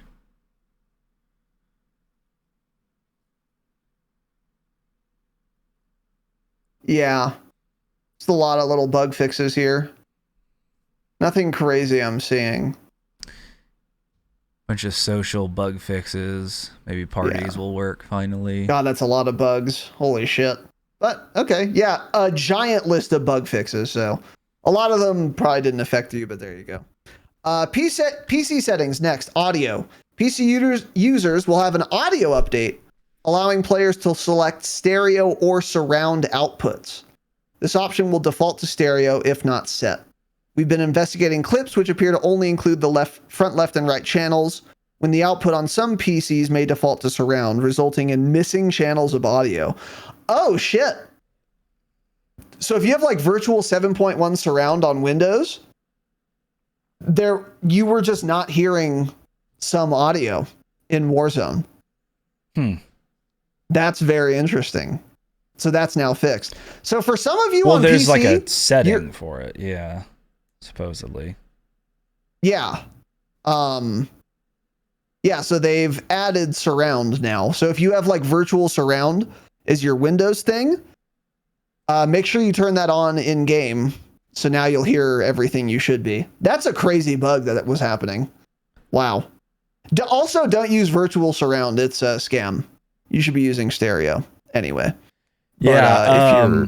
If you are using it, then... And when I was watching Bread after the update, again, it's like an hour after the update, he checked the audio settings and that setting did not exist. He's like, yeah, I don't know what's going on. Like, look at the patch notes. People keep saying, like, check your audio setting. And it's just like, he even showed it. He's like, there's no option for that. This is the only option I have. So it may not even be in the game right now. Oh, that's certainly possible. Yeah. So... they said it was, but who knows? And then next, you can make flash grenades instead of making your screen white. It makes your screen, it makes your screen black. So when you get flashed, you can have it be such that you're not fucking blinded. And now your screen just goes dark, which is a good little feature. Yeah, that's a lot there you go. better to look at a black screen than a bright white screen suddenly. Yeah, and you're going to get flashed a lot in this dog shit game because there was no change to flash grenades. Smile. Or battle hardened, yeah. Dun dun dun. This is a public service announcement. Manscaped now has beard products and is going even further with their brand new Weed Whacker 2.0. Go ahead and tell the world, the leaders in below the waist grooming and traveling north of your South Pole with their revolutionary grooming products. The new Weed Whacker 2.0 and the new beard line confirms they have all the best tools for your hygiene toolbox. Time for you to upgrade your game by going to manscaped.com using our code Dropshot for 20% off plus free shipping. Gentlemen, meet the Beard Hedger Pro Kit. It is the ultimate package that makes it easier than ever to craft your signature look. It starts with the cordless electric Beard Hedger. The Beard Hedger is tough on hair but smooth on your face, leading to single stroke efficiency that brings satisfaction one stroke at a time. This waterproof cordless trimmer has a rotary wheel that gives you 20 hair cutting lengths, all with one guard. No more messy drawers full of extra add-ons and junk. The Pro Kit also comes with 4 dermatologist-tested formulations for your post-trim care. This includes Manscaped's beard shampoo and conditioner, beard oil, beard balm to moisturize, style, and shimmer your new beard. Plus, the kit has 3 free gifts: a beard brush, comb, and scissors. With a nice beard, your face is perfectly groomed, right? Wrong! You need to keep an eye out for those tough-to-trim ear and nose hairs. The brand new Weed Whacker 2.0 offers improved blades and skin-safe technology with a no-tugging guaranteed. No tugging, guys. It's never been so painless to mind your little manholes. Now that you have your face looking great, you must try Manscaped's Performance Package 4.0 for the full body grooming experience. Good news, the Performance Package 4.0 now comes with the Weed Whacker 2.0 and all of the other below-the-waist grooming products Manscaped is known for. Your significant other will be delighted to see you covering all bases. You know what I mean, wink wink. So get 20% off free shipping with our code DROPSHOT at manscaped.com. 20% off free shipping, use our code DROPSHOT at manscaped.com. Always the right tools for the job with Manscaped.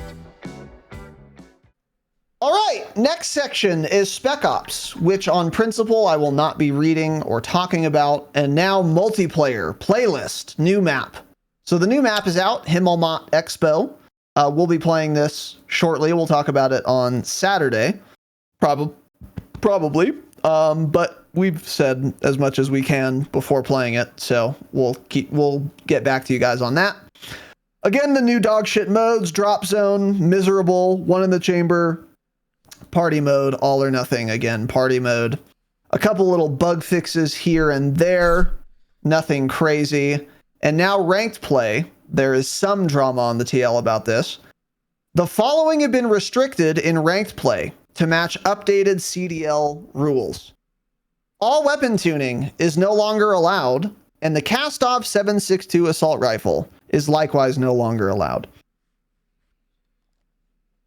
Players should notice that existing weapon tuning will revert to default options in game, but we recommend that you review your classes before your first match. I think this is fine. I don't think it's that big of a deal. I actually quite like that weapon tuning isn't allowed anymore, because now I don't have to worry about doing it, because I know no one else can either. So it saves a lot of time if I want to experiment with different attachments in ranked play. Knowing that I can't tune makes that tremendously more convenient. And losing the Cast-Off 7.62 I just don't think is that big of a deal. And further, if it matches what the CDL is doing more closely, I'm in favor of it. Yeah, the Cast-Off did kill pretty sure a lot quicker, like to the chest and everything at medium ranges, so I want to say it was like a 75 millisecond kill faster, and that's like without mixing in a headshot or something, so it was a lot better. I get it, it's not interesting only using 2 guns, but that's the way competitive COD has been like that for ever, pretty much, actually, so yeah, it's whatever. There you go. Quality of life. Improve visual feedback when a match is canceled because a player left within the first 30 seconds. The skill division reward screen now displays rewards from all divisions by default. I don't know why it didn't always do that, because that was annoying. Added top 250 profile images for a handful of CDL pros who were previously missing them. Cool.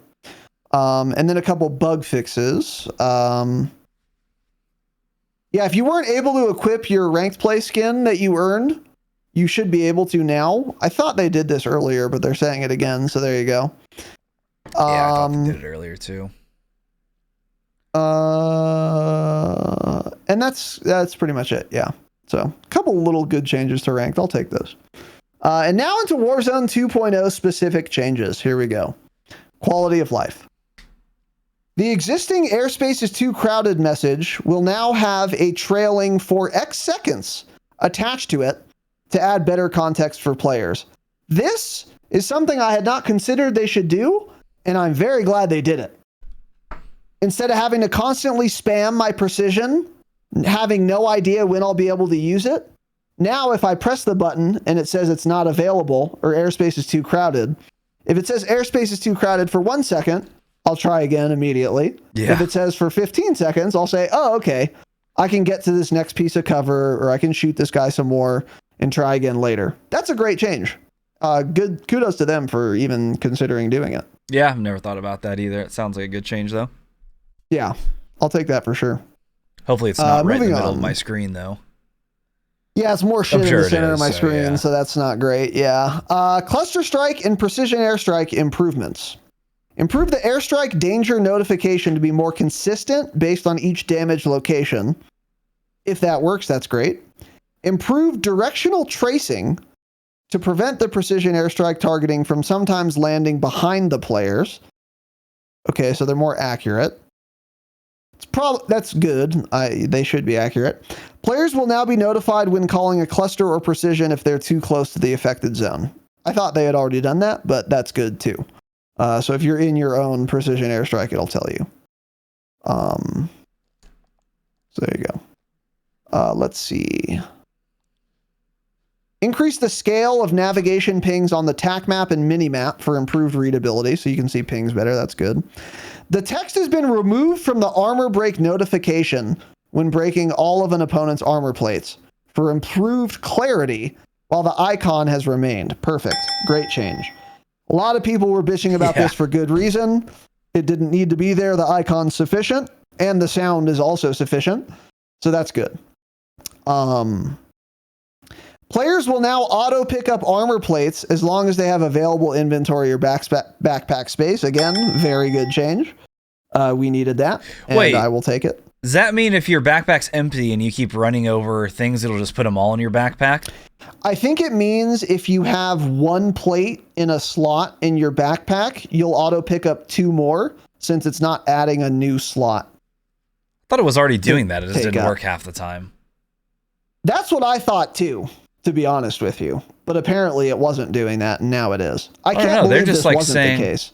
This just sounds like in general, if you have any space that auto picks up plates. That would be fucking insane if they do that. But maybe they do. That's what it sounds like. Yeah, I don't want that. I don't want just my backpack to be auto-filled with plates constantly and then me having to drop them. That is what it sounds like, actually, sure is. Doesn't it? Yeah. But hey, know what you still don't auto-loot? Gas masks when I run over it and don't have one. But let's fill up my backpack with armor plates. Throw 15 of them in there, sure. I hope that's not the case, because that's annoying. Yeah, you're right. That's terrible. Is what it sounds like. It was so outrageous that it didn't even occur to me, but yeah. Okay, well, we'll see. We'll let you guys know on Saturday. Spawn protection. Spawn protection will now disable at 25 meters, up from 19 meters from the ground, or a grounded player in BR modes. Oh, so now if you're 25 meters away from someone on a rooftop, for example, you'll lose spawn protection. Yeah. So you can't like beam them. Okay. Yeah, there's a funny Breadman clip on Twitter where he dies to spawn protection. It's deeply amusing. Yeah. So the guy shooting him when he's close to the ground, hits the ground, continues to shoot him and downs him. And Breadman would have had an easy kill, but there was spawn protection. Yeah, such an insane feature. Sick game. Yeah.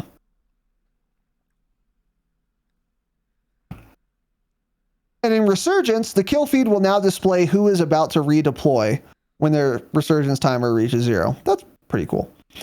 Spectating, friendly pings, and splash screens are now visible to spectators. Oh, wow. Loot cards for gas mask now more accurately reflect their damage amounts. Okay, those are good. And then a couple bug fixes here. Let's see.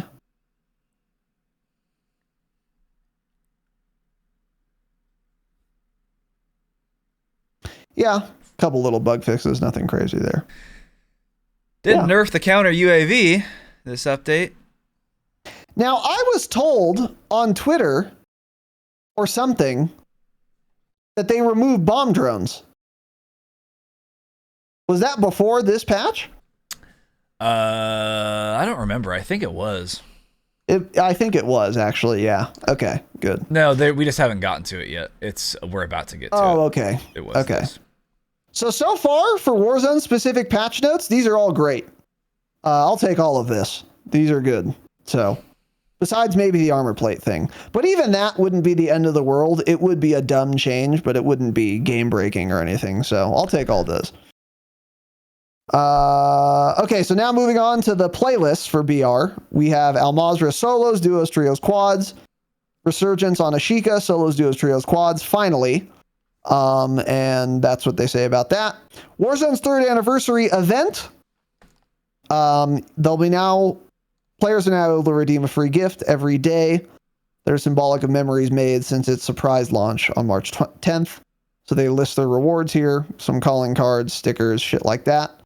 So log in, they're all free. That's cool. Okay, here we go. Yeah. Bomb drones have now been temporarily removed while we fine tune them. Don't bring them back. Yeah. Good. Just like the Albatross, you're fine tuning that, right? Yeah. Yeah, exactly. Yeah. Just say you're removing it, please. Yeah. Or don't. If you just never bring it back, I'll be happy. A little wink and a nod. I get it, man. Yeah. I'll take it. Whatever. Yeah, everyone forgot about that Albatross, huh? Yeah, people forgot about the big giant bird. Yeah. And they still have said nothing about it in Always months. Remember. Yeah. Yeah. Shout out to the Albatross. W's in the chat for the Albatross. Yeah. Being gone. Gameplay general pacing balancing. Okay. This is an interesting little start. As a team, we are focused on 2 core areas of the pacing of BR. The combat engagements in the mid game. Oh boy. And the regain opportunities in the late game. I've heard that one before. Yep. I've heard that one before. We will be addressing this across Season 2 Reloaded and going into Season 3, with the first change being a guaranteed restock public event in the 4th circle, exactly like we had in Caldera. Okay, so let me say this. On its own, this is fine. The restock's fine, yeah. The restock by itself is fine, but like Tanner predicted 2 or 3 weeks ago, they are probably going to go overboard again. Yes. With the regaining features. So far we're okay, but expect regaining to become so easy that it is easier to do than on Ashika Island Resurgence. But for now, I'll take a restock public event in the 4th circle. I think that's okay. Yeah. Future improvements will include more ground loot supply boxes, especially in the north of the map. Fine. Resurgent supply boxes being sprinkled throughout the map, additional ammo caches, and more. Again, all of those, fine. Yeah. Those are all fine. I agree. I will take all of those. What I'm concerned about is the and more. Yeah, we're gonna have a guaranteed jailbreak coming in the 3rd circle every match soon. Yeah. And then also in the 5th circle, yeah. Yeah. So we'll get there, don't you worry. It's getting there. We're almost at that tipping point. We're almost there. If they just need to not have redeploy tokens, which they kind of already do with the dumb fucking backpacks, but they sure do, yeah. We'll keep you guys posted, obviously, but so far this is fine. So anyway, moving on. The light helo has been disabled in solos. Okay, that's probably fine. Increase the number of contracts revealed over the course of the match to increase their availability in later circles. I think this is a great change. It was well needed, yes. It was absolutely needed, yeah. And particularly for those of you who like to do bounties, which are the only contracts worth doing it or needed on Al Mazrah, there should be more of them now, so that's good. And then in season, they're going to be doing this with final circles. We are temporarily disabling final circles in the northwestern section of the map while we work on improvements for upcoming seasons. That's a little surprise. I'll be honest, nothing ever ended in the northwest. Anyways. Yeah, that's where Rohan is. I like Northwest endings. Well, I would call Rohan's like directly north, isn't it? Northwest It's is a more little like west. what is over there? Quarry? Quarry. That's what I'm thinking. And I've never had a circle land close to there. In fact, I've seen Quarry in Warzone 2 like literally Yeah, I've twice. gone to Quarry like twice. Actually, So I don't know. The circle yeah. doesn't end there as it is, but okay, that's fine. I guess. That's weird. I have no idea why They probably doing didn't that. realize they disabled circles ending there the day the game launched, and they just now put it in the notes. Yeah, I don't know. Yeah, it's one of those retroactive ones. So anyway. Yeah. Ashika Island resurgence. Redeployment drones, redeploy balloons, are currently active across the island and will remain live. Cool. Why did you put that? As the Path of the Ronin event comes to an end, the AI that have occupied the island will depart in pursuit of their next mission. Whoa. Wait, what? Relax. Hold on. They're still there. It was like the special like Rusher one that was like part of the Ronin event. Read the next line. Yeah. Okay. Get baited. Players will now be public enemy number 1 for search and seizure contracts in the Data Heist public event. Okay. Yeah. So there you go. Okay. So yeah, it's weird. So by the way, I played some Resurgence a couple days ago with Jake for like 3 hours, and we did not run into AI one time. And this is obviously post Data Heist and post search and seizure. I'm pleased to report if you want to avoid AI on Ashika Island, the vast majority of the time you can. So that's good.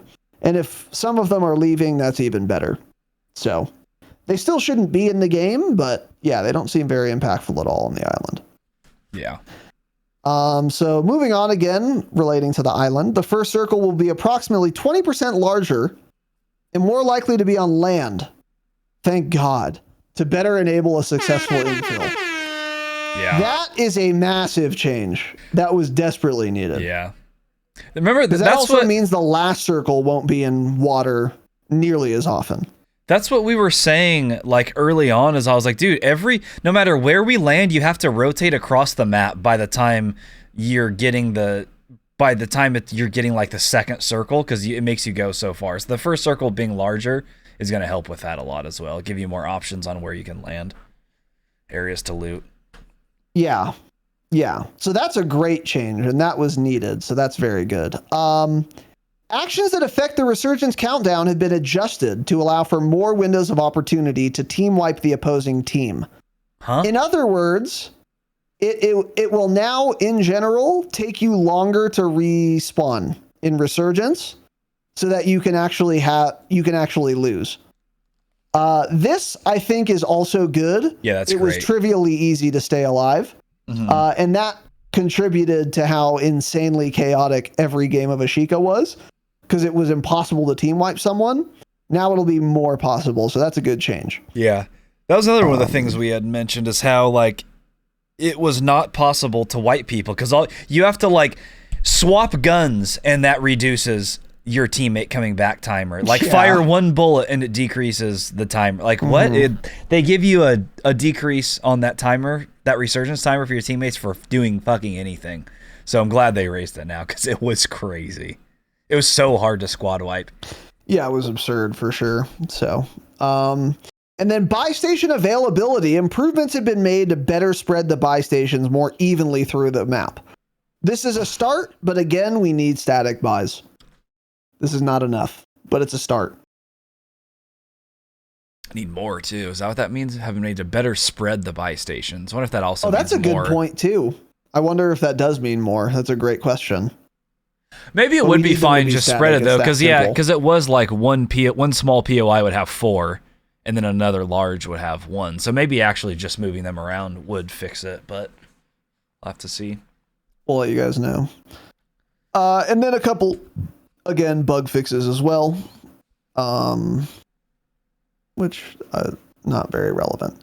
Next is DMZ. So the DMZ combat record is once again back in, or is now in. So if you do 5 matches, you get to see it. We've updated the usage requirements for building 21 access cards. Players no longer need to bring the access card into the match by equipping them prior to infill. What's the point? then. That's weird. At least one player in a squad must have an access card in their inventory to allow infiltration. Okay. If a player does infill to Building 21 with an access card in their backpack, they will lose it if they do not extract with it. You can actually die with it, and then you lose it. This change only impacts Building 21 access cards and not the access key cards for lock spaces inside Building 21, as those must still be equipped in your backpack prior to infiltration. I have not played enough DMZ to have any input on this. Yeah. So. Same. No idea. Enemy combatants in DMZ can now operate or arrive in a variety of vehicles, not just the armored truck. There's some more variation to infill and exfil points, and a couple other things we're not going to get into. So there you go. And apparently, according to our Discord, they once again broke the AI in DMZ. Oh no, they're doing a bunch of damage. People saying again, what is it they said? They fucked up the AI again. There's a ton of them. They constantly spawn in like waves in certain areas and never stop spawning. Seems like they beam you super hard again. Yeah, it's so obvious that Infinity Ward is not capable of handling multiplayer Warzone and DMZ. What a mistake it was to have all of those. I don't know. You should have either launched DMZ or Warzone, one of the two. Pick one. And of course that's Warzone, so. Yeah. Again, hey, sure. This is also part of the reason why Warzone fucking sucks. DMZ exists. They had to worry about that. And they have to still continue to worry about that. Yep. Yeah. Give me ranked. I have faith, dude. I have faith that ranked comes out and we are going to be vibing. You're smoking that copium pack, I think. We'll see. We'll see. We will indeed see. Yeah. Anyway, moving on. Couple bug fixes for DMZ. Not going to get into any of these, but there are a fair amount of them. And then that's it for the blog post. So I'm pretty sure I know your overall thoughts, Tanner, but what are they? Give us the rundown, man. Not much. Nothing really changed. Pretty much seems the same. Still just backpedaling, working on fixing things. Few of the weapon changes are pretty good. What else was there? The Ashika Island. Ashika didn't change too much. I'm glad we have all player accounts now, though. That's nice to have. Again, don't know why they didn't do that on launch. The QOL changes mostly don't matter to me at all. It's still just like, I can't believe we're getting these type of quality of life changes and still haven't gotten any of the good ones Raven put in Caldera last year. Like, showing what your teammates have, showing your total amount of cash, showing if your teammate has a gas mask, showing if they have streaks, all of that shit. That was very handy. The gas mask animation. I don't have any of those. Yeah. We still have spawn protection. Yeah, I don't know. Pretty uninterested in the update in general. Not much to get anyone to want to play it. Yeah, I agree. But here's what I'll say in defense of this patch. I think by and large, the changes they made were good. And a lot of them were necessary. I don't think I really strongly object to anything they had done. So I think this is absolutely a fairly big step in the right direction for Warzone. Now, did they do enough? No, not yet. And was this going to make people excited to play Warzone again? No, of course not. Not right now. But to be fair, this is a mid-season update, so I wouldn't expect it to have a ton of new exciting content to get people to come back. It's more of a custodial update, and I think it serves that purpose fairly well. And if they continue to keep patching before Season 3 or before Ranked Warzone comes out, I think that's the correct play. I would even argue I'm kind of glad they're not doing any crazy shit that's going to make people excited, because that means it's a big project that's going to introduce a lot of bugs. And I'd rather the game be stale but stable when Warzone Ranked comes out than exciting but buggy as fuck or wildly unbalanced when Warzone Ranked comes out. So is it kind of like a letdown and kind of not get you super excited to play the game? Yeah, it is. But I think that's what Warzone in the long run really needs right now, so I will take it.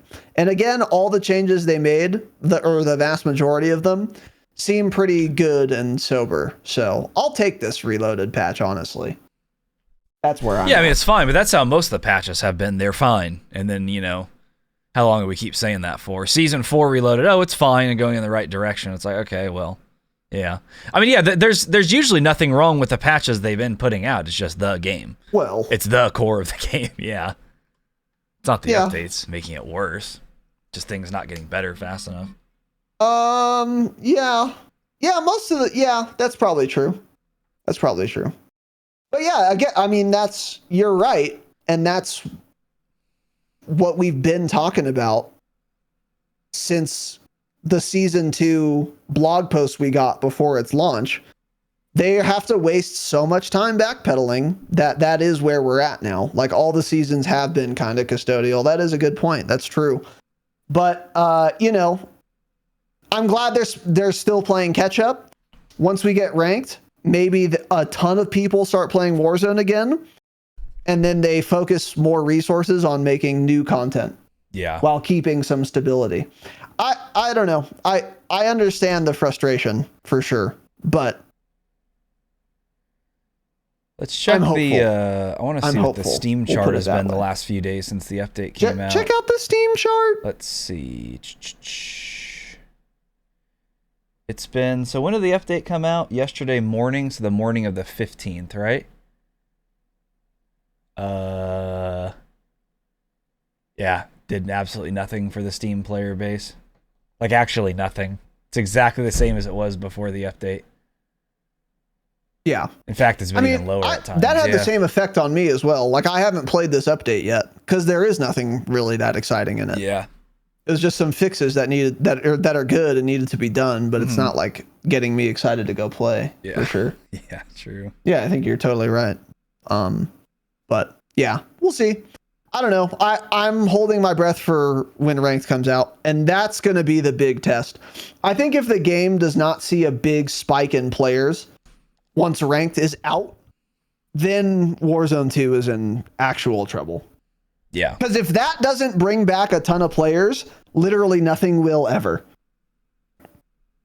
There's no bigger thing they can do to bring people back to Warzone than introduce ranked play. So if that doesn't do it, quite literally nothing else will until Warzone 3. I think just changing the core and the speed overall of the game would do a lot more. If you make it feel more similar to Warzone 1 in general, like the speed of everything, sprinting speed, how it's more fluid. Because, like, we want ranked play and the streamers want ranked play, but in reality, think of even who's playing MW2 ranked play. How many, like, casuals, middle-aged dads are playing Modern Warfare 2 ranked? None. So so they're not going to come back to Warzone because of that. It's good for us and other, like, streamers and content creators and that. There'll be more people making content on it. But, yeah, if the game's not any better, it's ultimately, I don't think it'll last for that reason. I don't know. I think a lot of casuals are playing ranked multiplayer right now. You think? We see a lot of casuals in our Discord talking about it. No offense to you guys. It's fine to be a casual. You have jobs. Good for you. I'm just saying, I think there are a fair amount of casuals that would be interested in ranked. Yeah, I don't know. Maybe. I think so. But yeah, I don't. Yeah, this is all. We'll see. We'll keep you guys posted. But there you go. Those are the patch notes. So we got a couple other things. A hidden patch note. I think JGod tweeted a Twitter clip of this. Yeah. Charlie Intel says the animation time for calling in a UAV seems to have been slightly decreased and is therefore faster after today's update in MW2. This has been fucking annoying to me that it takes you 20 minutes to call in a streak. Yeah. So if it is in fact faster and that's intended and will remain, that's a good change. Absolutely. I wish Dead Silence was faster now too, but they didn't seem to change that at all. That one also takes forever. You pull up that one's thing, really press slow. a button, put it away, listen to the buzz. Yeah. Yeah. I wish they'd both be sped up. Yeah. Yeah. So anyway, so hopefully that's intended. We don't know. It's hard to believe it wasn't intended. But this is also Infinity Ward, but that's a good little change there. Again, so weird things like that don't go in the patch notes if it was intended, because people would like to see that. Why do you not put things that people would like to see in the patch notes? I don't ever get that. I don't. And this happens with every update. Like something good, there's a positive small change that they just don't put in there. Like, why? Put that in there. Yeah. Let people know. That'll get people more excited. I don't know. I agree. Yeah, they put So anyway, I mean, just the worst patch notes I've ever seen from any dev in any game ever. So next is an iDub tweet. We are working on a small update to correct irregular animation and behavior to tactical sprint. So yeah, there was a number of Twitter clips I saw where people were like, bro, you don't get your tac sprint back after you've expended it for a solid 45 seconds. And people thought this was an intentional change. It obviously wasn't, and they are working on an update to fix it. They might have already fixed it by now, but they did not increase the tac sprint delay on purpose. It was fixed an hour later, yeah. And it's already fixed. Yeah, okay. So yeah, did you see some of those takes? I mean, so to me, I saw that clip and I was like, immediately, oh, this is obviously a bug. Because it went from your tac sprint resetting in X number of seconds to over 1 minute. And you could not reset it by doing another animation. There's nothing you could do to reset it. So it's like, to me, so obviously, it's like, oh yeah, that's like a bug. If it went from, let's say the reset timer was 5 seconds and it went to 10, I'd be like, oh shit, that's probably not a bug. They did that intentionally. But from like 10 seconds, 5 seconds to a minute, and people are like, oh my god, they're killing movement even more. I'm like, you've lost your fucking mind. I get it. Infinity Ward, the devs are completely incompetent, but that far, that's obviously a bug. I mean, obviously. I got actually so mad at so many people for that. I'm like, you guys are fucking morons for thinking that's a feature. Holy shit, that made me mad. The typical COD player. Yeah, so anyway. Killed even more. If you saw that on Twitter and you're seething, relax. That's now fixed, apparently, so there you go. And then... what else? They had said they removed the light helo. It was actually still in solos for like hours. So like later on in the day they did that. So helos are officially gone from BR solos. Yeah, we've never experienced that, but I've heard a lot of negative things about that. People showing like clips, screenshots of like Final Circle 1v1. They're sitting on the ground looking up and there's a chopper hovering above them. So the fact that they lasted this long in solos is pretty nuts. Yeah. Yeah. Yeah, and I think we had said that too, because you can repair helos now. I'm certain I said that actually at some point. I was like, helos are going to be really good in solos since you can repair them now. Like, even though they take fuel, that also means you can repair them, so you can keep it healthy forever. So they should never be in BR solos. That's a good change, and now they're not. So yeah, that's good. So that's it for patches. Now on to news and upcoming changes. Got a couple little things here. Tanner, take it away, buddy. Let's see. So yeah, if you're stupid, Modern Warfare 2 has multiplayer free access. It's going on right now, right this second, until March 20th. You have 6 Stay maps, away from ranked. 8 modes. Oh, apparently you can even do the raid, episode 1 of the raid. So that's the last one that we still haven't played either. Oh, maybe we should try it then. We never did it because we didn't have the fucking token or whatever you needed to do it. You want to play the raid, man? So yeah, there's like one of the modes is like a 24/7 of the new map. You have free access to that too. So that's actually good because I think people that own the game even are in there too. So I was like up against 4 guys that were like prestige 380, and then 1 guy that was like level 9 this morning. That was kind of funny. Shitter. Yeah, so you can get some little burger bot lobbies that way. So that's cool. They and then can't play ranked though, right? No. Okay, God, that would be... Oh, I wish they could. That'd be I was funny. going to say, if you're a ranked player, literally don't play until the 21st. But yeah, that's not a problem. So there you go. And moving on, this is the tweet about Charlie Until. He said, looking for a one-shot sniper in Warzone, visit the End of the Rainbow with the St. Patrick's Day event in Al Mazrah. So yeah, that is how it's going to work. It'll probably just be an event. I guess just tomorrow, I'd imagine. Probably come out at like 9 or 10 a.m. on the 17th. How fucking weird. And how does Charlie Intel know this? Yeah, so this may be kind of some testing about this next thing here. When I was looking at this and I was looking at responses and some other things to this tweet, I saw some guy post a video response from some YouTube channel that is called Warzone Nation. Okay, so just a bunch of random clips. So this is from JoeWo. He said this, I watched the videos like 1 minute. He said, and I quote, I don't know if I can leak this stuff, but I'm going to. I think it's in Season 3, but they did confirm, this is in a dev call, that one-shot snipers are coming back. Whoa. Yes.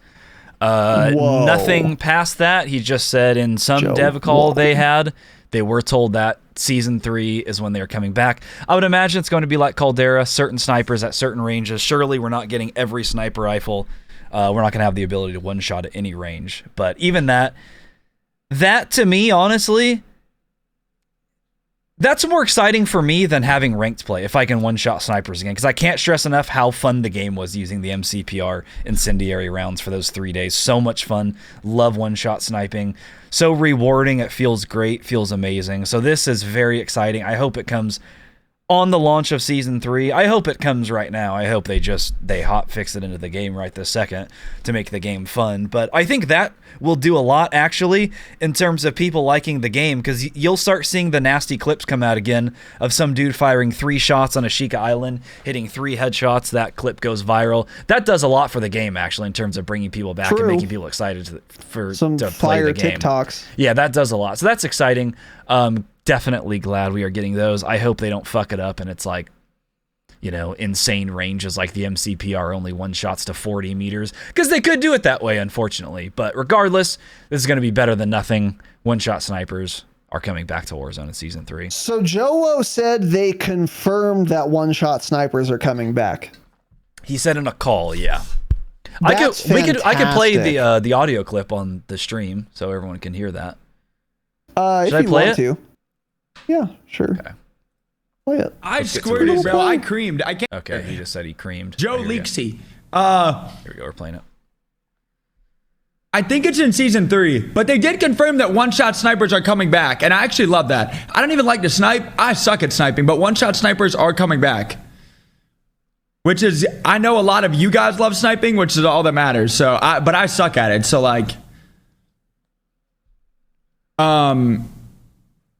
get 25. Okay, that's all he said. Never mind. I thought he said more. But yeah, anyway, so there we go. It must obviously in some sort of dev call, dev meeting. So that is fantastic to hear. We will have the link to the full video in the in the show notes, video description, if you guys want to check that out. So I have a couple thoughts on this. Number one, fuck yeah, man. Yeah, I'm with you. This game needs that a lot for me. Needs that wow I think factor. A lot of people enjoy sniping, and the fact that a new play style or a returning play style, a vintage play style, is going to be viable again is very good, very much needed. I think they will do it, like you said, in the way they did it toward the end of Caldera, where some snipers can one-shot headshot at any range, some can only do it in varying ranges. I think that's a great way to balance it, and I think that's the way they'll do it again. And also, I don't think they're ever going to be as OP as they were in Warzone 1. Not even fucking close. The way this map is designed, it's just harder to snipe than it was on Verdansk, period. The engagements are farther, and the velocity isn't quite as good. Maybe it is for snipers, but it's not like it's trivially easy to hit headshots with snipers anyway. And again, especially on this map, sniping is going to take a lot of skill, and I don't think they're going to be disgusting and insanely dominant. I think they're going to be viable if you're a good sniper, and that's exactly what I want. And also, I totally believe this is true. Yeah. This seems very plausible that they would eventually add some one-shot sniping capacity back to the game.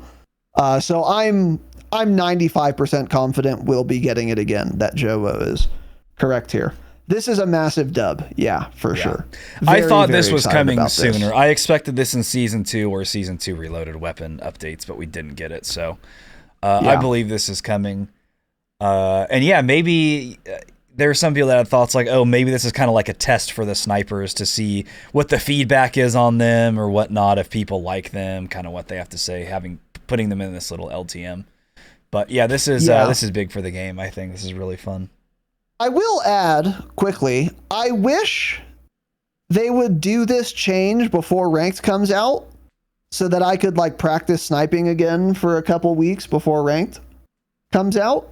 But it sounds like that's not what JoeWo is saying. But whatever. Well, that's not that big of a deal. Ranked's maybe coming in like Reloaded. Yeah, that's true. Exactly. Yeah. Yeah. That's certainly I actually possible. hope we don't get Ranked like the day Season 3 would drop. because the game's going to be buggy, a disaster. So even then, it's I probably going to agree. come reloaded or in another random update. Kind of like what they did with the Ashika Island shit. They launched the map, they added balloons in, they added the contract in, they added the public event in. Those things as time went on, which was actually smarter than to do because there would have been way more bugs if they had launched it all at the same time. So hopefully it's something like that. They launch it, the game's stable, the snipers one shot, they do some other balancing, and then they're like, okay, this is the day ranks dropping. Yes, I think that would be the best way to do it. I also think it would be nice because that would allow people to level the new guns if those are viable. It would allow people to discover and settle into the new meta. It would allow people to get used to any map changes that might happen. So it's not like a brand new fucking experience. Yeah. And you're trying to experiment with which guns are good and do ranked at the same time. Yeah, if it came like 2 weeks after launch, that would be awesome. Yep. I agree. So yeah, great, fantastic news there. Hopefully JoeWo's right. I think he is. Talk to JoeWo, yeah. Moving on here is from Charlie Intel. I thought this would be in the patch notes, but it was not. So they had said, regarding DMZ, iDub says, Infinity Ward says they are continuing to work on new features and enhancements for DMZ. With Season 3, there will be no resets at all. The studio also teased new places to explore is in the works. More info to come. Again, that's why Warzone sucks. They're adding, again, new maps and new features to DMZ. Yep, too many. They have hundreds of devs probably working on DMZ when they would have too many irons in the fire. Yeah. So that's cool for you DMZ players, I guess. Yeah. Again, from Charlie, into latest news on anti-cheat in MW2 and Warzone 2 is that Ricochet team is hard at work on taking down all sorts of new cheats that are appearing. Oh, wow. Are you? Yeah, Ranked is full of them, so you better figure it out before Warzone Ranked when it's free to play. Well, you had a conspiracy theory, which I still hope is true. That's what Which is that the reason we're seeing a lot of cheaters in Ranked multiplayer right now is not because Ricochet isn't working, but because Ricochet is collecting data on those cheaters so that before Warzone Ranked comes out, they can quash all those bugs or cheats. And that was possible. I think confirmed by then in Caldera. They would do things like that, which is why they wouldn't kick people out of the lobby, and instead they would That's why they damage Clamp and do different things, then kind of see how their cheats work. So that is entirely possible. That's what's going on in Ranked right now. They also said they also have a rule that anyone caught cheating in current COD is permanently banned from all modern CODs. I mean, I thought that was like, I figured that's how it was worked. I figured if you're cheating on COD, I figured your whole BNet account gets banned, right? That's what I would. That's what I always figure. That's what it should do. Yeah. Yeah. This is cool though. It's a step in the right direction. Fuck cheaters. Yeah, it should be. I think that's what Valve does, right? Because if someone cheats on Steam, they still have the account, but it stays public on their record like forever. You will see like this. If you go to someone's profile, it'll say this person has one VAC ban on record like 978 days ago or something weird. Yeah. And it'll tell you like what it was for or something usually. Yeah. So I guess it doesn't ban your account, but it kind of makes it public, and you're probably banned from certain games. So you should be banned from all COD games. Yeah. Yeah, for sure. Yeah, in Steam's case, they should still let you play like single player games, you fucking loser. Yeah, that's true. Don't let you play multiplayer games. Be depressed. Also, they want to make money, so of course they're going to do that. Yeah, Steam likes making money. And last thing here from Charlie Intel. Activision says Call of Duty Mobile will be maintained and updated with content alongside Warzone Mobile. This goes against what Microsoft said about plans to phase out COD Mobile once Warzone launches. So what they said exactly was, we're committed to Call of Duty Mobile as an important part of the entire Call of Duty franchise and our overall mobile strategy. We have the best fans in the world and intend to continue supporting the game with a robust roadmap, fresh new COD Mobile content, activities, and updates for the long haul. So to me, what Microsoft said is not wrong, but that's just not going to happen until Microsoft takes over. And obviously, Activision's not going to come out publicly and say, yeah, you're right, that's not going to happen. They want to continue to make money. If they say right now, yeah, we're going to stop supporting it, people are going to immediately stop playing and stop spending money on it. So, of course, they're going to say, no, we're still here, we're still supporting it, because they are. Microsoft's not in control. I don't think Microsoft lied, though. Once they take over the company at a time, they will phase this out, I'm sure. So... Activision is doing a little bit of damage control there. Yeah, it's if Microsoft acquires Activision, it won't be Activision's choice whether they keep COD Mobile or not. So their opinion doesn't matter on this topic. Yeah. So saying, hey, keep spending money. We're still updating the game for now. Please spend money on our game. Yeah. Yes. Yeah. And that's all I have, buddy. Yeah, that's all I have too. I'm fucking done. So really. Hope you guys enjoyed this absolute broadcast. Let us know your thoughts as always. Patreon.com/thedropshot. Best way to support the show. Bonus eps, ad-free eps, early access episodes. You can go to thedropshot.com to find a link to the Patreon, the Twitter, the Discord, and everything else we do. That is our home, our shining beacon, thedropshot.com. But yeah, Patreon's the best way to support. You can become a YouTube member as well. For you Damascus patrons, reminder, Friday night at 6 p.m. Pacific time, Damascus Hangout. It's going to be fun. St. Patrick's Day. Drink some Irish alcohol. Irish whiskey. In other words, the average Friday night for an Irishman. So what did Conor that'll be fun, McGregor say exciting. that one time? Fuck the Jameson brothers or something? I don't. Isn't there a famous know. line of him saying that when he launched Well, his he was whiskey? selling his whiskey. Well, that's so why, I'm sure yeah, he he- would say something I'm like sure that, he's yeah. drank about 500 bottles of Jameson. He launched his whiskey, and then he's like, yeah, fuck the Jameson brothers. Anyways, Shout out to Conor stay McGregor. humble, Yeah. Anyway, stay humble. Yeah, stay humble.